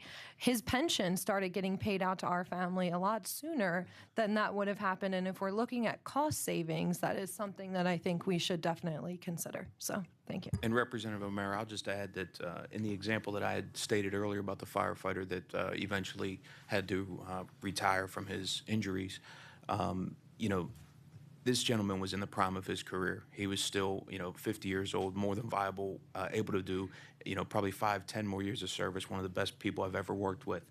So his forced retirement, not covered, eventually, without question, cost the city, those pension monies. But on top of that, just to remind everyone, there's a great investment in all the employees, whether you're a police officer that spends 2 years in training plus time in the field to train, an EMS worker or a paramedic that's 2 years of schooling to obtain that certification or degree. And even in the case of firefighters now, as we respond to emergency medical incidents as well, our training in some cases exceeds 8 months to 12 months, plus a year of probation that you go through to actually learn the job out in the field. So that's a great investment that our municipalities have put into us, and quite costly. It's very clear that the cost of recruiting and educating new firefighters and other first responders would far exceed the cost of treating the existing first responders. I just wanted to point out also that if the first responders were able to get treatment immediately because they felt comfortable that the benefits would be there, the problem could be more likely nipped in the bud versus someone that's hiding and holding on to these problems for years and it's perpetuating. And at that point, I would say it could be, you could use the analogy like an infection. If you treat the infection quickly, it could be a relatively inexpensive and quick procedure. But if you let that infection ride for a longer period of time, the medical costs are going to be dramatically higher. And I think if you look at the comments from the and for the benefit of the members, the Pennsylvania Municipal League weighed in with their comments. They do not have anyone before us to testify, but they came out absolutely opposed to it. But I think if you read it and look at it from their point is that if all these firefighters, police officers, EMTs leave the job, and they're going to have to pay out, benefits that way, yeah, it's going to be very costly. But if they're still working and receiving the benefits, which I think most of the people we know, they want to stay on the job. They took the job because they want to do it, and to be able to treat them, especially early on, as you said, certainly is where we're looking. We want them to get the treatment while they're working, not necessarily if we can get to that before, then they don't have to leave the job and take months off or years off in order to recover from it. So, I would ask the members, just because the league isn't here, the League of Municipal League's not here, definitely read their testimony. It's very interesting for the discussion that we're having. Jen, were you done? Yes. Okay, I'm sorry. Who's next? Frank Ferry. I'm going to jump in first, okay? Thank you, Chairman. I became active in this issue after Bucks County was rocked with 2 firefighter EMT suicides. August 1st of 2015, George Redner took his life. He jumped in front of an Amtrak train, and his fellow fire and EMS providers were the ones that responded to the scene. I know George's family pretty well. Multi-generational firefighters, like a lot of us are that are in the emergency services. June 29th of 2016, less than a year later, Kenny Hopkins took his own life with a firearm in his, he lived with his parents still in his parents' home. These guys were actually EMS partners with one of our local squads. And I made commitments to their families that I would come forward on this issue and keep the fight going. So we did several things in Bucks County. One, we're blessed with the FRAT program, First Responder Addiction Treatment, out of Livinggreen. It's run by some former chief officers from the Philadelphia Fire Department. They put on a program. That video is on my Rep Ferry website for anybody that would like to take the time to see it. I thought it was important to video that so that people, not just from Bucks County, but across the Commonwealth and nation, can actually see about that program. We also ran a First Aid for the First Responder course, which is run by the National Fallen Firefighters organization, and that video is on my website as well. One of the things it led to is this helpline, which I have copies that I'll pass out, the first, which is First Responder Support Team. This is a hotline we started through the Lenape Valley Foundation, which is a social service organization in Bucks County. It is for police, fire, EMS, dispatchers, and their family members, and it's 24/7. It's completely confidential, and it's a peer line. So when you call that crisis center, you will be forwarded to a first responder who is trained to work with you. What I found in all the research I've done on this issue is three things. The stigma. We got to break down the stigma. We're all human. You heard what John and JT talked about, and this is real, and we got to break down the stigma for our first responders. Second is awareness. We need to drive the awareness of this issue. We need to drive it within the first responder community, but also the public. I spoke at a Rotary group about this issue, and they never really thought about it. They never really thought about what us first responders go through. And then the third part, which is what we need to do here, is the resources. My research found that a lot of people are trying to do a lot of things to solve this problem or to help this problem, but it's very fragmented. IAFF, you're doing great work down there, but it's fragmented. And what we need to do as a Commonwealth is put this together. We need to make it compensable, and we need to put the resources out there, because we can break down the stigma and we can drive the awareness, but if the resources are not there to help these first responders, we may as well just go home right now and stop talking about it. So it's something I've worked very hard on. I appreciate you gentlemen telling your stories. There's a million other stories out there across this country that aren't being told, but I think it is incumbent upon us to act. And I'll end with one point. I am thoroughly frustrated, having been the author of Act 46, the Cancer Presumption Law. I am thoroughly frustrated that some of these municipal groups, as well as some of the insurance industry, are denying those claims coming out of the gate without even looking at the merits of the claim. So you have men and women who have contracted cancer through serving our communities and putting themselves in harm's way, and they're being denied the coverage that they deserve until they go through a very lengthy court process. I am fearful that we are going to go down the same road with this issue. And if our employers, if the cities and the townships that employ these first responders, and as a volunteer firefighter, I'm still a concerned employee of my borough for workman's comp purposes. If our employers and insurance providers do not look at the merits of these claims and honor these claims and continue to push us through a very litigious process, we are not taking care of those that are taking care of us. So I'm just fearful we'll go down the same road as the cancer claim. The written testimony from the league seems to show that. And I just think our municipal leaders really need to look at what they're doing, because they're not taking care of these folks, and that is an absolute crime. Chairman, if I may briefly follow up on that. Two things that I'm going to drive home with that have, above all else, and many things have resonated with me today. The 1.5 suicides a day, I think, just has to be continuously repeated for anybody who would listen. The other thing, on somewhat of a lighter note, is Swift saying that they're paying on 99-point-something% of claims, because I'm walking evidence that that's simply not possible or not true. Unless when they say they're paying, they mean they're paying defense lawyers to get involved in these claims early and to do what Representative Farry was saying and come up with a way to defend them. The last thing for me that I would comment on is, after I had appeared once before about the cancer case, and there was some literature about, or published by different groups, about lawyers being involved to look for claims. If this law is drafted the correct way, I won't be needed. Because my experience with police and my experience with fire employees, they're not standing in line to fake these claims. That there is a going to be a very, very low percentage of uniformed employees who are going to step up and say, in a fraudulent way, that they're suffering with these issues. If the law is written the correct way, they're going to get help. They're going to be out for a short period of time, and they're going to be back doing what, for them, is a lifelong vocation. This isn't like someone takes a job at, Sheetz or Wawa. This is somebody who they're going to identify themselves in the first thing they say about themselves for the rest of their lives as either a firefighter or a police officer or a retired firefighter or police officer. So they're not going to walk away from that in a way that sometimes we see in this.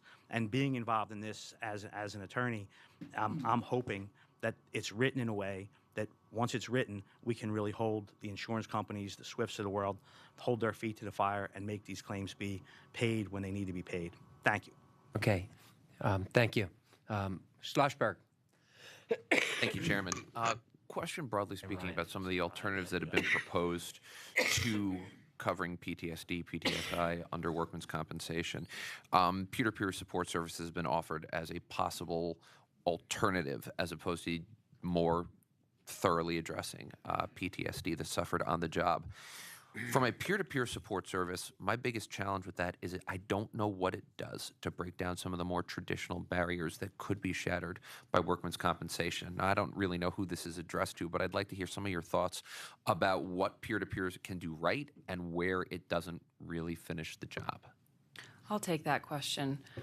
Peer support is not a substitute for treatment. These are not licensed mental health professionals. They're firefighters, they're police officers, they're first responders who understand the job. They can't deliver treatment. They can help get their brothers and sisters to the treatment they need. I like to think of the concepts of a menu at a restaurant. You know, the peers know all of the different treatment options. They know what's good. They know who to go to. You know, they know what to look out for. Maybe, you know, don't get the salad, get something else. You know, they can point you to the providers that have worked the most with first responders and understand, are culturally competent about the job. So if you think about the concept of a menu, also think about the concept of a travel agent. They'll go with you. You know, maybe they've been there, they've gotten treatment, they can walk that road with you to get you to treatment. Does that answer the question? Absolutely. Thank you very much. Can I add something to that, Chairman? Mm-hmm. I'm a peer-to-peer support trainer for the International Association of Firefighters, and what it's designed for is we're all larger than life figures. You know, we're firefighters. We're all proud, very, very proud. And what it is it shows the other firefighters that it's real, that it's okay to come out. It's okay to talk to somebody. Example of myself, being able, gone through everything that I've gone through and being able, other firefighters seeing that I'm still on the job, and being there, showing them it's okay to come out. And that's what the peer-to-peer does. It puts a figure on it that, you know what, I don't have to hide in the corner anymore. I don't have to be ashamed to tell my other firefighters that, hey, I'm struggling, or you know, the stuff we're seeing is not normal. So it puts a face out there and it helps that way also. One of the biggest concerns I think firefighters sometimes have when looking to get treatment is, are they going to get me? Do they understand the job? Do they know what I've been through? And talking with peers and our increased efforts to train mental health professionals in fire service culture, having them, you know, come to the stations, do ride-alongs, improves that. It makes clinicians, you know, more able to understand firefighters. But with peers, the work's already been done. You know the job. Okay, thank you. Next for a question is Representative Ryan. First of all, your testimony was outstanding. JT, we've had very similar experiences, so I empathize with you completely in everything you've done. You said it very, very well. I'm going to ask you a question, and I'm going to ask you to bear with me when you hear it, because if I heard it, I would sit back and say, why is this guy doing this to me? I'm doing it because of the Supreme Court. I want to create what's called a legislative intent on our part so we can say we asked you the tough questions, because I'm a co-sponsor of this bill. I'm going to co-sponsor the bill that Representative Schlossberg, or if you prefer Schlossberger, and Frank Ferry put out, because I support it completely. But I don't want I want the Supreme Court to be able to go back and pull this if there's ever a case where they can say, this is what it is. And I did litigation support as a CPA for decades. And so that's the reason and the basis under which I'm asking the question. So you somewhat answered it a little bit, but I want to ask you the question specifically. Do you know of many circumstances exclusive of first responders and firefighters who file fraudulent workers' comp claims? And I've been involved in this for 27 years, 2 years as a law student, 25 years as a lawyer. I represent, proudly 90% of my practice is unionized employees. So I do not see less than 1%. I see less than 1% of the people, way less. So I've seen it, but it's very, very, very rare. Let me ask you a different question. Okay. For those of you, if you practice, if you know of other attorneys who practice in other areas, excluding the firefighter and EMS, and I hope you know where I'm going with this question, exclusive, because you said it in your last testimony, and I want to really amplify this, how important it is. Because the Municipal League and other people are seeing cases where people, I'm going to give you a perfect example. When I retired from the Marine Corps the second time, both the first time, I retired twice. I got called out of retirement. You would go for your release physical, and the doctors would go out of their way to try to get you to claim you were disabled in one way, shape, or form. Is your hearing okay? And I'd say, pardon me? And thinking that they were joking. And they said, oh, you've got a hearing loss. I said, no, it's selective hearing. And they would literally say, you know, you might have been a pilot. Do you still have vision in both eyes? No, I fly. You know, I had to think I was doing it. And by the way, I'm not a pilot, but they would go out of their way to try to get you to say your knees were bad or whatever the case may be. And you would see 75 to 80% of the people who were 100% able day one on the day of retirement became disabled. And so they put a stop to that practice probably about 10 or 12 years ago. On the non-firefighter EMS personnel and your peers that might do workers' compensation law, have they noticed that people came in where they might have decided not to take the case because there was no merit and people were grasping at straws? I guess it happens. Again, you don't deal in that community. I have people who would be forfeiting a collective bargaining agreement, forfeiting a pension program. I understand. But I think I get what you're asking me. That what I can definitely say is in the uniformed personnel that I represent, that I do not see it there. Okay, and that was actually going to be the second part of my question, but go ahead. Yeah, I would say that, you know, there's no question that there are potential claimants that go see lawyers and either their claim doesn't fit the law or, you know, the medical records don't support what they believe. We haven't experienced anyone fraudulently that I could say was attempting to commit fraud. I can tell you that, you know, I head my firm, and I don't want to risk spending, you know, $4,000 or $5,000 or more which you have to have a medical expert testify for real significant claims, in a claim that is, you know, that might be suspect or isn't strong. And workers' compensation claimants firms typically are not willing to put out the money and all the effort on a contingency fee basis to take a claim that they get as a gut reaction or learn very quickly that there would be any fraud or any type of faking involved. That's actually the legislative record I'm trying to create. So this is helping me out tremendously. Would you agree that firefighters and EMS personnel see things that the average person in other lines of work don't see? They commonly see things that nobody else wants to see. Then I want to bring up your last comment that you brought up again, but I'd like you to say it again if you don't mind. In your testimony, you mentioned just recently that you saw very, very few cases in first responders where someone was making a claim that was not supportable. Do you concur with that the way you said it the last time? Yes, I've seen no claim where I thought a police officer or firefighter was acting fraudulently. I just, in my experience, they're looking to get back to work. They love what they do, and that's their passion. And this is one of the things I'd like everyone to hear, because I think it's extraordinarily important. And I'm done, Mr. Chairman. This bill is incredibly important for a whole bunch of different reasons. But this would be like trying to equate the impact on a person's psyche who was in frontline infantry division in combat sustained for 30 years was someone who might have served in a different capacity in the military where they never left the United States. I mean, for someone to sit back and to use a standard like the Supreme Court may have done, it would just encourage me to remind the Supreme Court that we legislate and they determine constitutionality, and they're about ready to get a lesson in that historical lesson of the separation of powers. Thank you for your testimony. You did a great job. And JT, you're in my prayers. Thank you, sir. Thank you, Mr. Chairman. I'd just like to thank all of you for your testimony. I think it's very important, and thank you for the service that you do provide in our communities across the state. I mean, you see things that the average person doesn't see on a weekly basis. And I think, Mr. Pennington, I think your testimony was very good. You know, just things that you've seen just in your career. And it's just amazing. And I read sometimes the stories in the paper, you know, just this past week we had a couple fires near my area.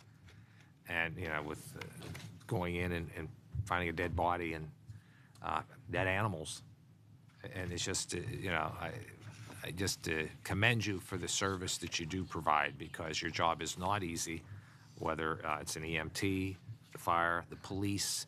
You're all on those front lines, and you see the things that many of us hopefully never have to see. And I thought it was very interesting, your analogy about the average person may have one traumatic event, and, you know, maybe two in a lifetime or three. I mean, and you have these regularly in your job. It could be in a month. Some people will see in a lifetime. So I do want to thank each and every one of you for your service. Thank you. If there are no other questions from the committee, thank you for being here today and taking time out of your busy day to appear before us. We appreciate it. Thank you. Thank you. Thank you. Our next testifier is Mr. Joe Brown, President, Berks County Fraternal Order of Police.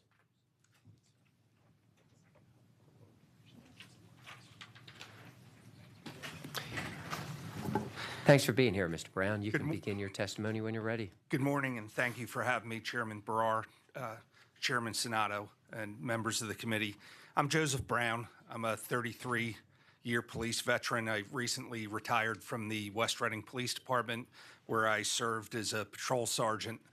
My wife allowed me to stay retired for 2 days and then sent me back to work, and I'm now a county detective for the Berks County District Attorney's Office, specializing in investigating the physical and sexual assaults of children. I come here today, and I've been here in the past to talk about PTSI. Berks County, we're fortunate that for the past 30 years we've had a peer-to-peer system in place where we've been able to help our police officers, but it's limited to that. It's peer-to-peer. It's not getting them the extensive help that they need at times. It's guiding them in the right direction, but not always getting them there because of the concerns and the stigma associated with that.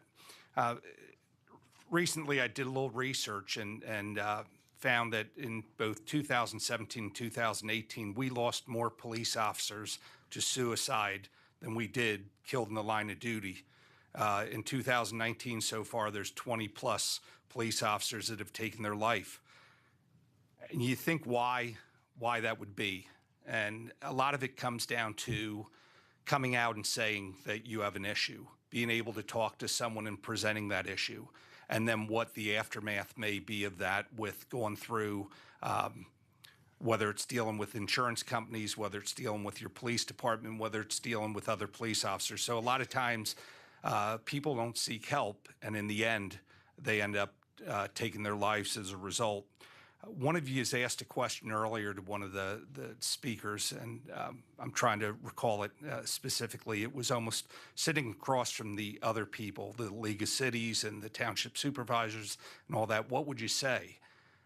And my response to that is, why would you want a police officer that carries a gun, that has extra guns in their car, that drives your equipment, that responds to calls for assistance, to not get the help they need? Because if they do, they know what's going to happen to them as a result. There's no price on that. The price then becomes having a police officer in need, having that gun, having that badge, driving that police car, and responding to calls that is in need of help but never gets help because they have to be concerned that they're going to lose their livelihood, something that most guys and girls that get into this profession would give anything to become, only to lose it because of disclosing an issue that they have. So I believe the greater cost in this is not helping the person when you can initially help them and get them back to where they need to be. We do that through our peer-to-peer organization that we have by having people that specialize in dealing with members of law enforcement and getting them to the proper professionals. But we do it in a covert way where no one knows. Confidentiality is key. And it is that reason, because you don't want that to get out that that officer sought help because of the aftermath as a result. Seeking mental health assistance in law enforcement is just something that you're not going to get many people to do because they know the aftermath of that. So when we go back to that question about sitting across from the League of Cities or the township supervisors or the boroughs, we're struggling hard enough to find good police officers to serve our community. When I started, you'd get 300 applicants for one job. One of the most recent times in the department I came from, we had 9 applicants for 3 jobs. No one wants to do it because of everything that's going on. There's other jobs out there that may be more lucrative that they can still kind of mirror law enforcement. So you want to keep those you have. You invest a lot of time, you invest a lot of money in these officers, and you're pushing them to the side when they disclose that they have some issue that can be treatable, but it's not treatable because of the insurance carriers and the governments they work for, the roadblocks they put in the path when they disclose they have something like that. So it is a great concern. It's something that needs to be addressed. That we can deal with that, and we can help these first responders, whoever they are, to get the help they need to become viable members of their department, to serve as long as they can until retirement, and to give back to their communities. One of the biggest things for me was knowing that after 27 years at my past department that I was walking out that door. But I was doing it voluntarily. I was doing it because it's something I knew it was time to do and knew it was time to look for something else to do, but in the same field.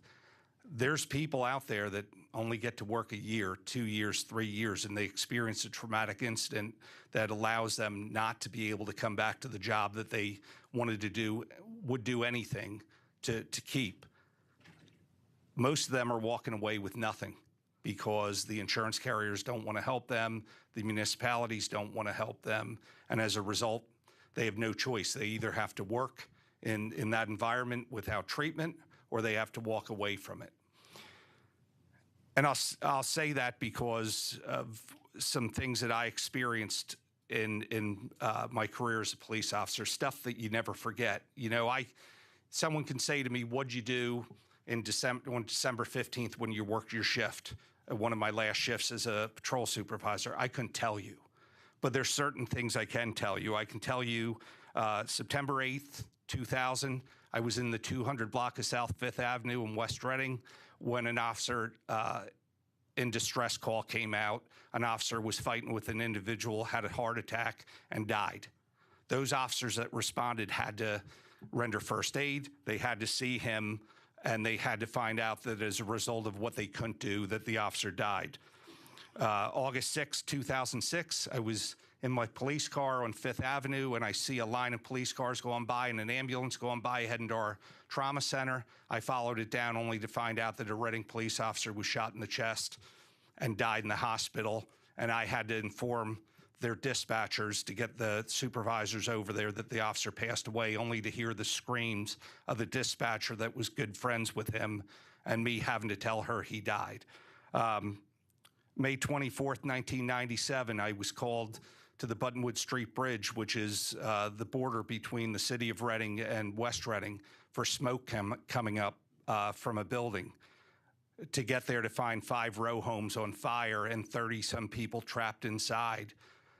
Fortunately, myself and two state troopers were able to rescue 25 people, but 4 children perished in that fire along with their grandmother, only to see their bodies being carried out, knowing that I couldn't help them, only to have to go 21 more years of driving across that bridge and looking where those buildings stood, knowing that I couldn't save the lives of 4 children and thinking where they would be right now if we could have. They're little things that you think of over the course of your career that have an impact on you, and you deal with them, but not everyone deals with them the same. August 18th, 1997, a good friend of mine that worked in a neighboring department couldn't take it anymore, put a gun to his chest and killed himself. I was there when the doctors walked out and said there's nothing we could do for him. He died. These happen all the time. There's incidents that happen through police officers' careers and first responders' careers that you're never going to forget. They're going to have a lasting impact. 15 years ago, next Tuesday, I was working as a part-time police officer. Nothing was going on in a rural community in western Berks County, and a 17-year-old kid robbed a store at gunpoint. It was probably 12 miles from where I worked. Unfortunately for me, the chase came up into my area, and after a standoff, the 17-year-old pointed a gun at me, and I had to take his life. It's something you live with every day. I could drive by that tree where he stood every day, or when I go by it, and remember the first round I fired and seeing that round going through his body and his expression on his face. It's something you live with every day. Fortunately for me, I had our peer support team, which came up and helped each officer get back to where they needed to get back to. And I was able to carry on my career from that point on for the past 15 years without any issues. But there's lots of people out there that don't have these. There's lots of people out there that have nowhere to go. So we're looking to find a way to help them, a way to make sure that they either get the help they need or that they get the financial assistance they need and the medical help they need into retirement if it's to the point where they can't serve any further. Just 2 more things. July 7th, 2018, last year, knowing I'm at the end of my career, 17 hours into an 18-hour shift, I stopped a car, and there were 3 gangbangers in it, unbeknownst to me. And I walked up to the car and knew something wasn't right, and stepped back and asked for assistance to come, only within a minute to be in the fight of my life in the middle of a street while people, instead of helping, filmed me. Having backup get there and us being able to get the rest of the people in the car out of the car and into custody, to find out from one of the occupants that 2 of the passengers in the car, both who were armed, intended to shoot me when I came back up to the car for the second time. But fortunately for me, I was instinctive enough to know to get back up there, and it ended successfully, and 4 of the 5 occupants went to prison, which is where they should be. So there's incidents that happen throughout a police officer's career or first responder's career that have an impact, and it's everlasting. The dates, the locations where you were when something happened, when you found out an officer was killed in the line of duty, that have an effect on you, but there's ways of dealing with it if there's an avenue to deal with it. And I say that because last time I was here, I had a member in my county that suffered some PTSI from seeing babies die, from being involved in a shooting where a juvenile was killed in front of him, to other incidents. He reached out for help. His township turned their back on him. His police association turned their back on him when he filed for a workman's comp claim, and they said no to him, only to be told, go on short-term or long-term disability, you'll be taken care of, to find out from the insurance carrier that only lasts for 2 years and then you have no money. So we went to arbitration to get him a disability pension, only to be told, no, you're not getting a disability pension. So now I have a guy that spent 17 years serving his community that got no help, has no money, lost the majority of his pension, and lost his career because he asked for help, and that's what he got. And it's because of this loophole that we need to close that will protect guys like that. That was like the shot heard around my county when that happened. Every police officer knows, do not ask for help. This is what's going to happen. You're going to lose your career. You're going to lose your family. You're going to lose everything. Every night I go to bed, I'm waiting for that phone to ring to find out he did something in desperation because he has no job. He has no source of income. He has no insurance. He still has a mental health issue, and no one's helping him. So that's where I'd like to end my testimony today. I'm just hoping that the committee looks at this and sees the need for us to move forward and help the first responders, who are the people that help us when the need arises. Thank you. For your testimony, Joe. It's the reason we do these hearings is to, believe me, your testimony helps to educate these members of the need to get this legislation done. And, you know, I'm just praying to God that we'll be successful at making some change in the law that will have an incredible benefit to our police officers and other first responders. Thank you. Okay. Questions from any of the other members? Anyone? No? No? Okay, great. Thank you for being here. You're welcome. Our next testifier is Mr. Jonathan Greer, Vice President, Insurance Federation, and Noah Karn, Director of Government Affairs for the Insurance Federation. Gentlemen, thank you for being here. Mr. Chairman, you'll just be having me this morning. Just you? Noah's here as my wingman if I need him. We were hungry for raw meat. What happened? Well, I offer myself up. I want to echo something you said at the outset about your constituent, Mr. Bender, and his marathoning. I, too, used to run, and what he's doing to raise awareness is superhuman. I can't imagine it. I did one marathon, and that was more than enough. So one of the virtues of batting cleanup is a lot of what we've covered in our testimony has already been covered, so I might skip around a little bit. I would nonetheless be happy to answer any questions at the close of my testimony.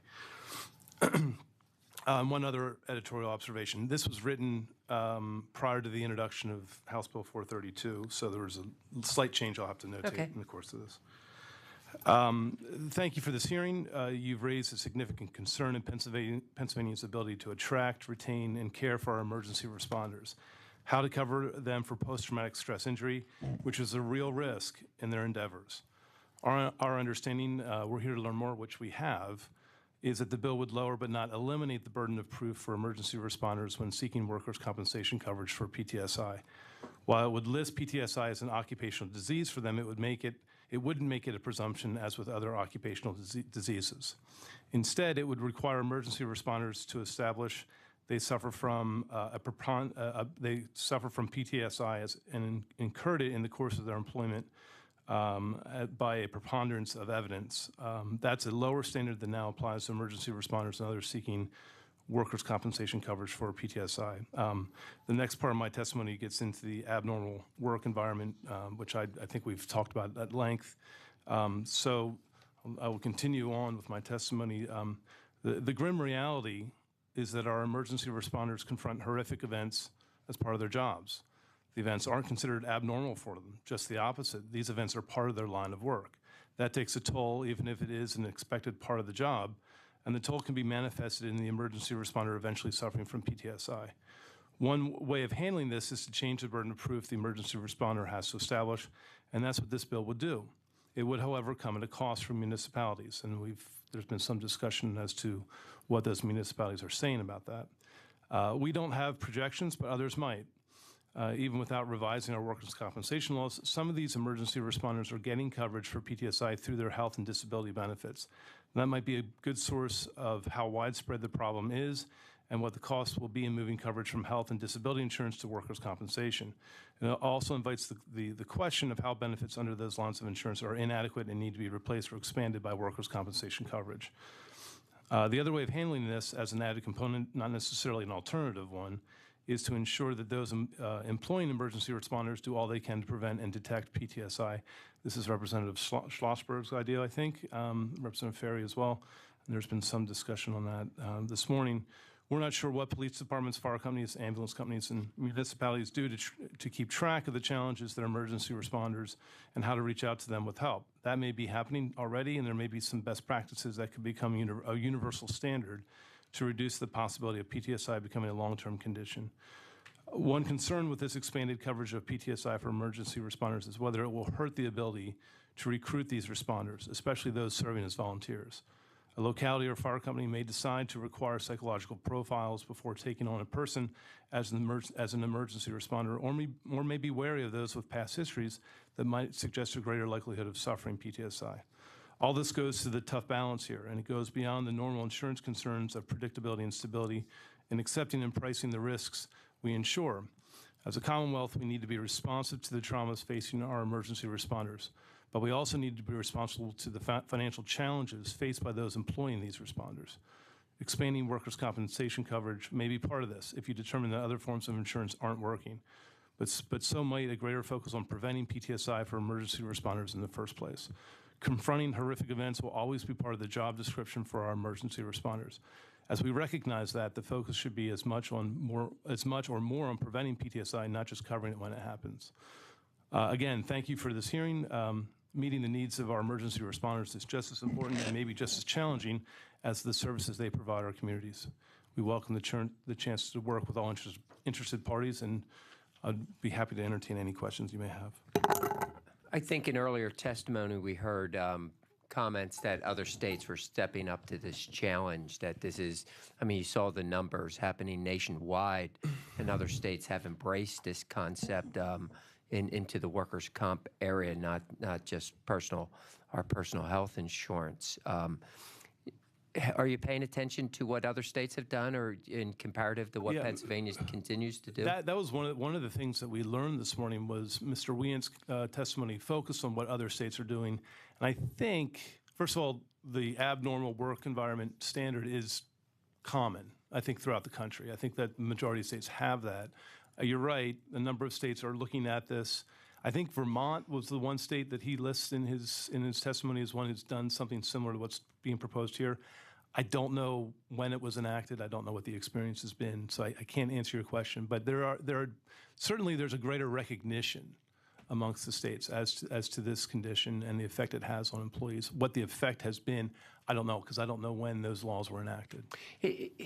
And I guess in a sense of fairness, I'm not sure. The idea of what is the normal of the job, and you take a job where you know you're going to be dealing with, accidents, horrific accidents at times, and the norm and what's not normal for a job description, and that you have to be outside of that normal in order to compensate. Isn't that a bar that's way too high in today's world to meet? It's a difficult issue, I'll grant you, and I don't know, for example, what the training is for a firefighter. I mean, is this part of the training to say, look, you're going to encounter this. You're going to see things like this, or an emergency responder at any point. I don't know. Representative Ferry may be the best qualified to answer that in terms of, do you know what you're getting into, basically. I would also add that it's not limited to first responders. There are lots of jobs where you confront things that you weren't prepared for, potentially, in that emergency room physicians, hospice workers. There are lots of jobs out there where you confront things where you didn't necessarily know, didn't expect it, at least, coming into the force of employment. So my point to you is it's not limited potentially just to these responders. There are lots of jobs where that would come into play.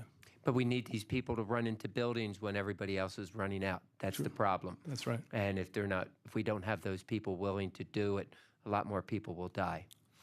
So we're asking them to go beyond what is even to kind of step outside of that I'm just a regular human being, to step up and say, well, I'm really a superhuman being, and because I run into burning buildings. Yeah, you said it best. I mean, for someone to run into a building when people are running out is completely counterintuitive, but that's what they do.